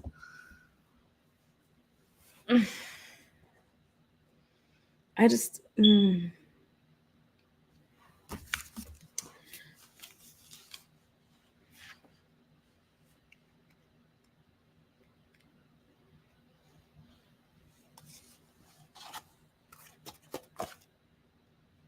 Let me ask you a question, guys. I thought about this all weekend. How in the world, or why in the world would Lally bring in those text messages? Lally put them in. So this is what me and Bella were talking about. I said, listen, Lally had to have known that those text messages were a product of a felony. Okay. Now explain this to me. How can a prosecutor know that you committed a felony to provide me this, and I'm going to go and I'm going to put it in as evidence in a murder trial, and think that is, how is that not fruit of the poisonous tree? That's what I want to know. How is that not? I get why to taint. You guys think that tainted Karen's image. I'm telling you, that's going to free that woman. I promise you. I promise you, because nobody could get over the fact that Karen would just leave. Now they can understand why Karen left. I mean, feds brought it in. No, the feds didn't bring it in. That's the thing. They didn't have to use that. The feds they didn't bring it in. The feds didn't bring that in.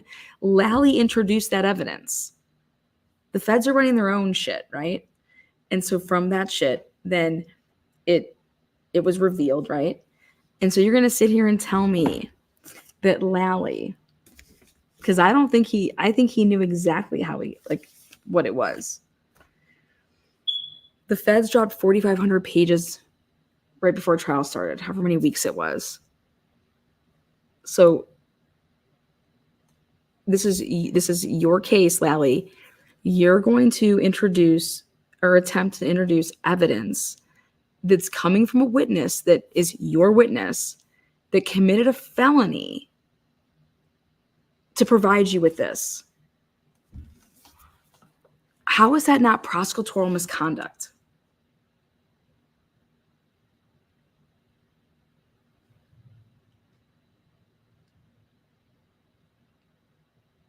What the feds uncovered is, I want to know,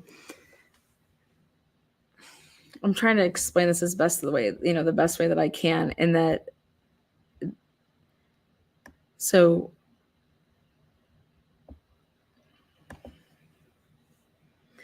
how could then even okay, Lally's going to try to introduce this, right?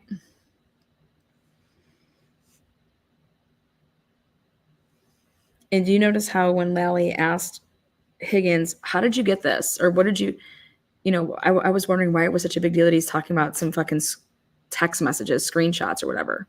Okay. And then you realize that, oh, wait, how he did all of this is he used a device at the forensic federal building, whatever the fuck it's called, and pulled this data off of his phone so that nothing else from his phone could, hey, I only want this little string of shit that I want to give to, because I want to be transparent, he said, with the police, and so then Proctor's going to have to testify to when Higgins provided him with this string of text messages, right? And then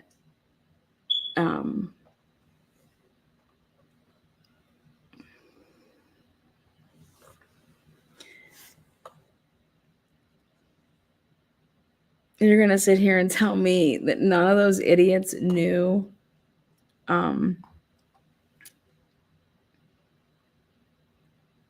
they knew.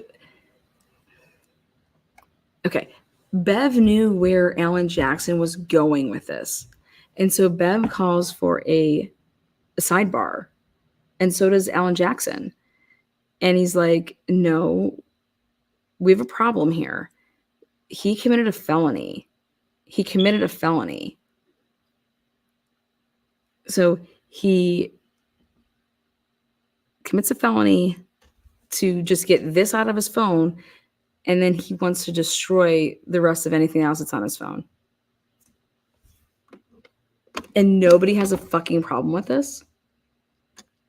Here, you can have this piece, but you can't have anything else because I'm going to go destroy my phone. And Bev's over there like taming Alan Jackson. Bev's acting like, Bev, this man just committed a felony.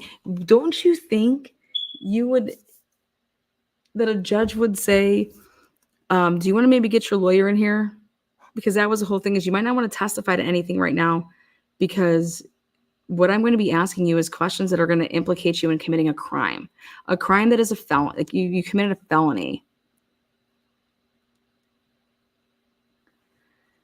So we have to bring your lawyer in here. And Bev's over here thinking, just another day at the park.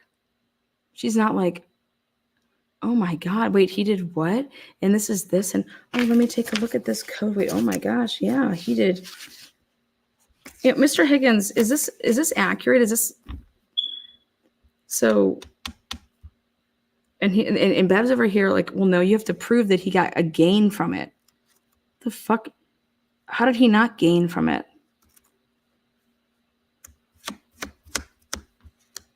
He provided evidence in a homicide investigation that came from him committing a felony.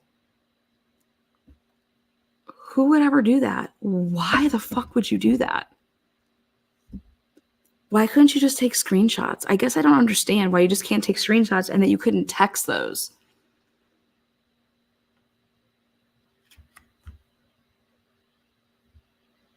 Because they wouldn't be you couldn't authenticate them. I mean, Allie McCabe got a screenshot in. Colin Albert got screenshots in. So why couldn't Higgins just screenshot those 67 pages worth of text messages and just send them?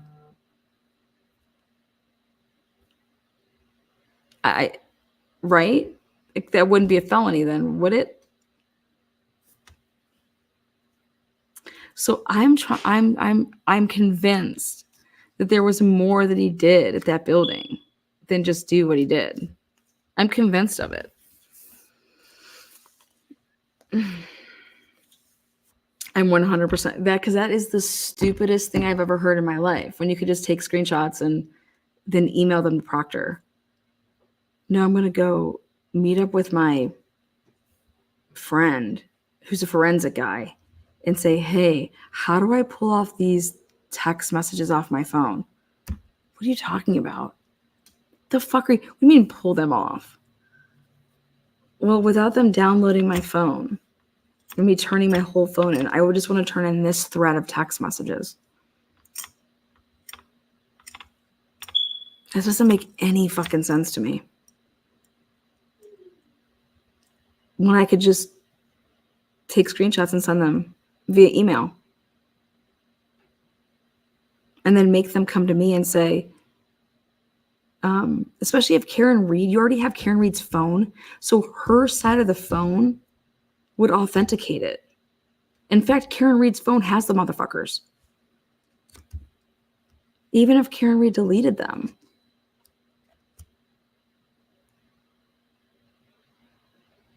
So you guys see where I'm like tripped up about this? I'm like, what the fuck is this man doing?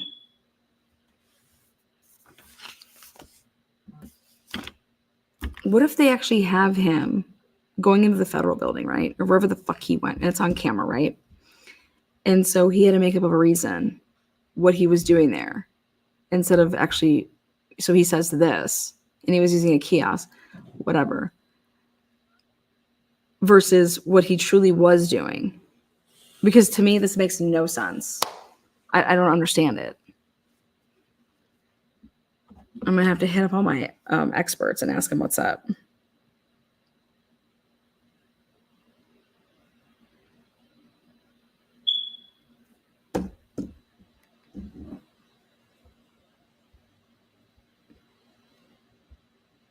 Remember, the guy never went into the house. Yeah, Matt McCabe should burn fucking hell. Stupid fat fuck. I see where you're tripping, girl. Hey, what's up, Mr. B? It just doesn't make sense. It doesn't make sense that you would do that. It doesn't make sense that you would just not, like, you know, bet Higgins is terrified. But you didn't have to do that. People take screenshots every day of their fuck Allie McCabe and Colin Albert. They just got screenshots in for days. So I don't understand it. And they got screenshots in without it being backed up. Maybe because it's with the defendant and it's, I don't know. Something isn't right. I just personally think that he was there for something else. And he's making it that this is what he was there for. Because who could be that stupid? Who could be that dumb? And then wouldn't you bring your happy ass in there and be like, Lally, you're not going to use these text messages because I just found out from a friend that I just committed a felony. So you're not gonna use these. Okay. You're gonna go about it some other way. Like Karen Reed has them. Karen Reed has these text messages. Why am I supplying them? I was texting with her, right? Get him off her phone.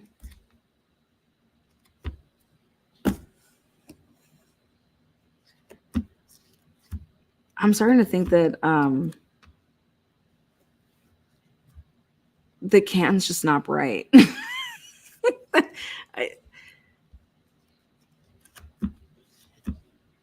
I don't know. I'm sorry. I'm sorry. I love all of you guys in the area. I do, but like, I just these people are dumb as fuck. But they're okay to be dumb because then you just have, you know, people covering for them, like people in high places. But that doesn't make any sense.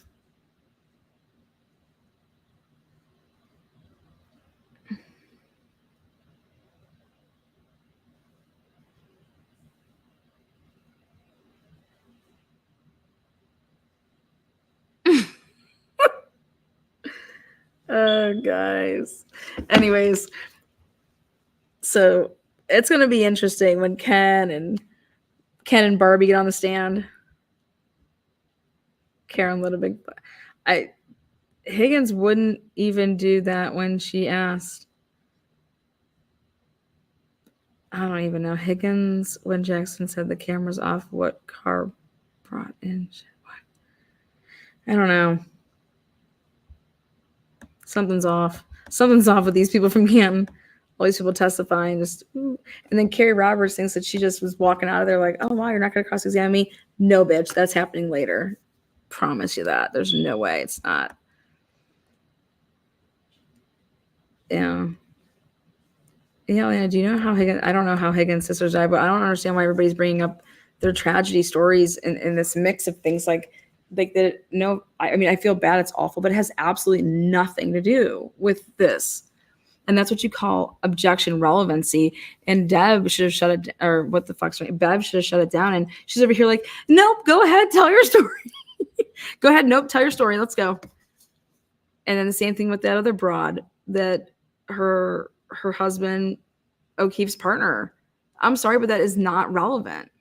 That's irrelevant. It has nothing to do with this. And then all these people talking about the rolling rally, and this the rolling rally has nothing to do with this. And here's Bev. It's fine. Go ahead, tell your story.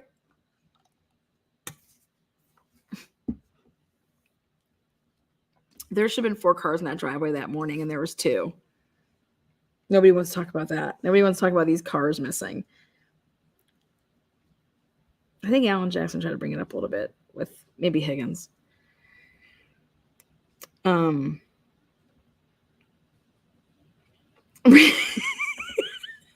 Yeah. You guys, and then the Reebok story. Oh, yeah, John just took us all to buy some Reeboks for us and our kids, and then we just took them to the hillside. And relevancy.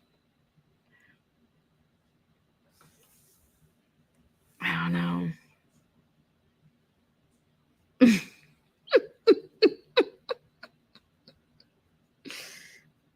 All this harassment we've been receiving. Go ahead, tell them your story.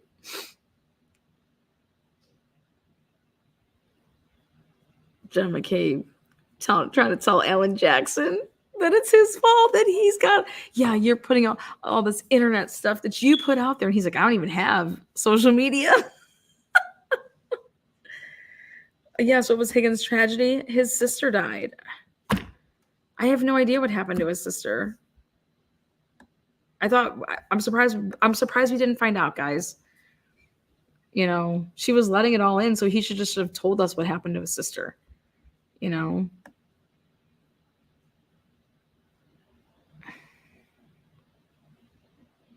Just fucking bullshit. Could Higgins be Sandra Bush's brother? Okay, I'm tripping. You're tripping, girl. Oh my God. Yeah, no, you're definitely tripping because I mean, I don't know. I know that's not it. Lana, it has relevance. I feel it in my bones. The rolling rally has no relevance. How Higgins' sister died has no relevance, or even that she's dead. None of this has relevance. But here's Bev. Overruled. You can overruled. Tell me your story. Bitches, we're on day 19 and there's not one piece of shred of evidence against Karen Reed that she committed murder. Murder. Like, where is this evidence? And you're just so lucky that Alan Jackson or Yannetti tried to toss any of that collective evidence that you have there. I mean, they only let it in because they wanted to show what a shit show it was. It's... They're covering for one of their kids. Yeah, that's what we're leaning towards. Yeah. But I wouldn't be too surprised if they didn't make Higgins kind of, you know, go with the flow.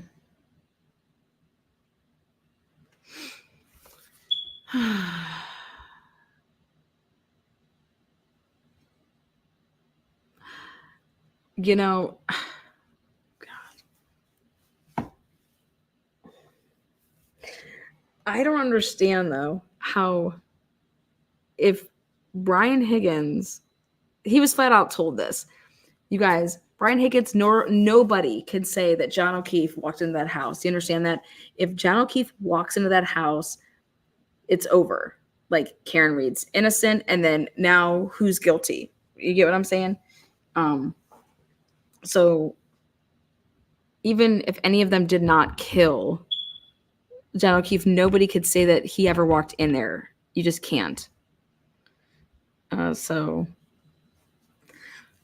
what about the weed whacker story? I want to know how Colin ends up throwing down on this. Like, how would he even know about the story? How would he even know that Karen Reed was being chummy with Higgins? That doesn't...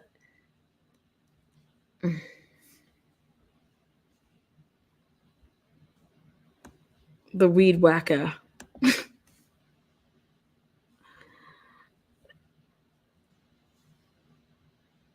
John seems John lost his partner and sister in the same month. Yeah, that family is nothing but surrounded by tragedy. I'm telling you, that's nuts. That's crazy. And then the brother-in-law had a heart attack or something. Like, that's just wild.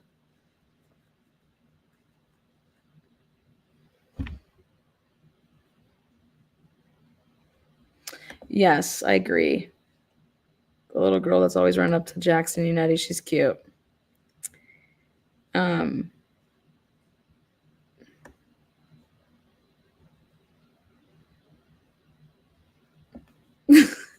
Do you know who Higgins' sister is? You can email me Higgins' sister's info. Make a case for her? I don't know what the tragedy could be. He says it was a tragedy, I believe. Yeah, I just think there's a lot of sadness. A lot of sadness. Yeah.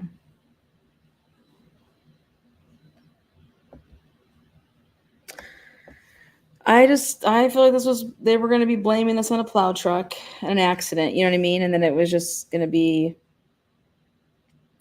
a hit and run. And then they got this wild idea that we're going to go and blame Karen Reed.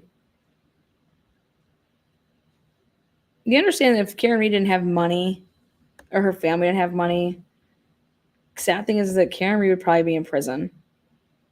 Because they would have offered somebody like Karen Reed like a deal, and then this probably would have never went, as far as it's coming now. So like none of this corruption would come out.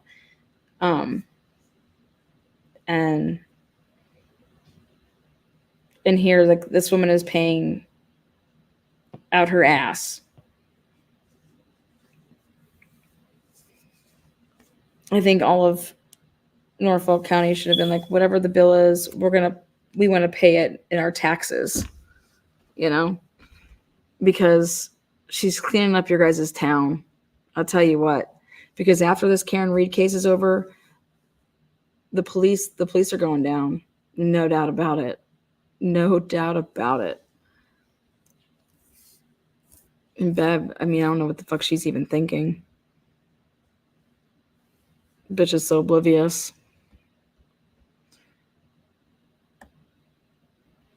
Mystic River without this, yeah.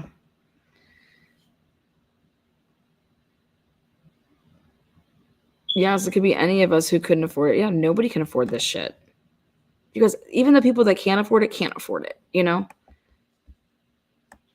I've witnessed people that have money, and when you're going to go up and try to defend something that, you know, you would think that maybe they would back off. No, that town just put it in high gear and just kept on plowing. And I think it's ridiculous. Nobody has money to do this.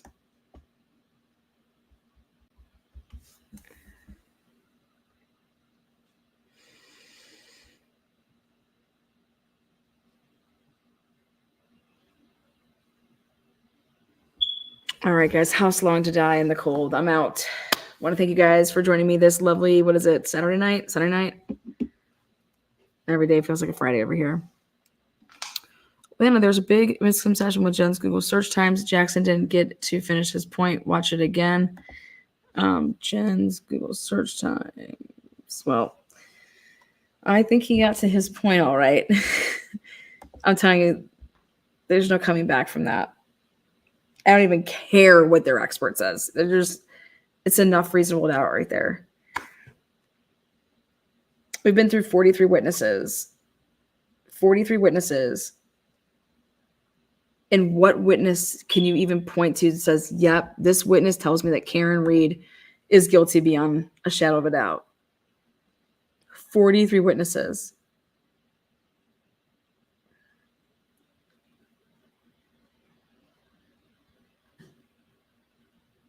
"43 witnesses." I think Yannetti will do a good job too with to close out Higgins. I hope he's a smart ass with him. I'd get a couple digs in there if I was him.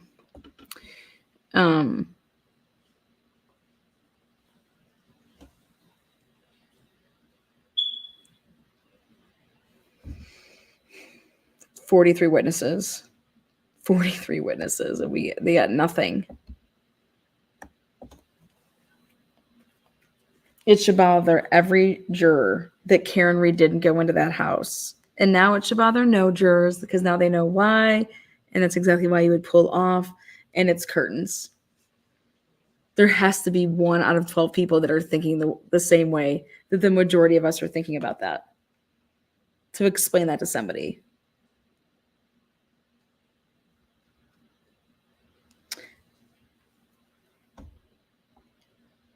That's what I said.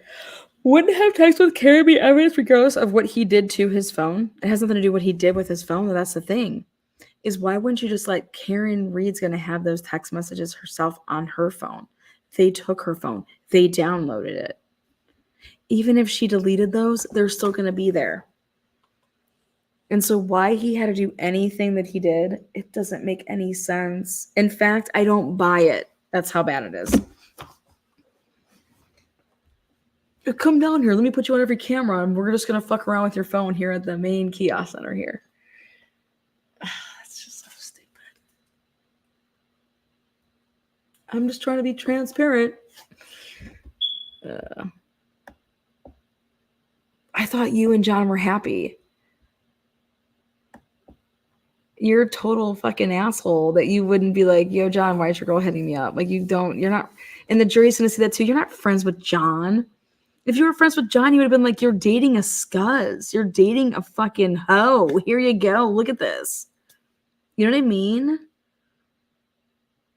That's how I know that you're not boys with him. Jeez. All right, guys. Peace out, Girl Scouts. Take care until next time.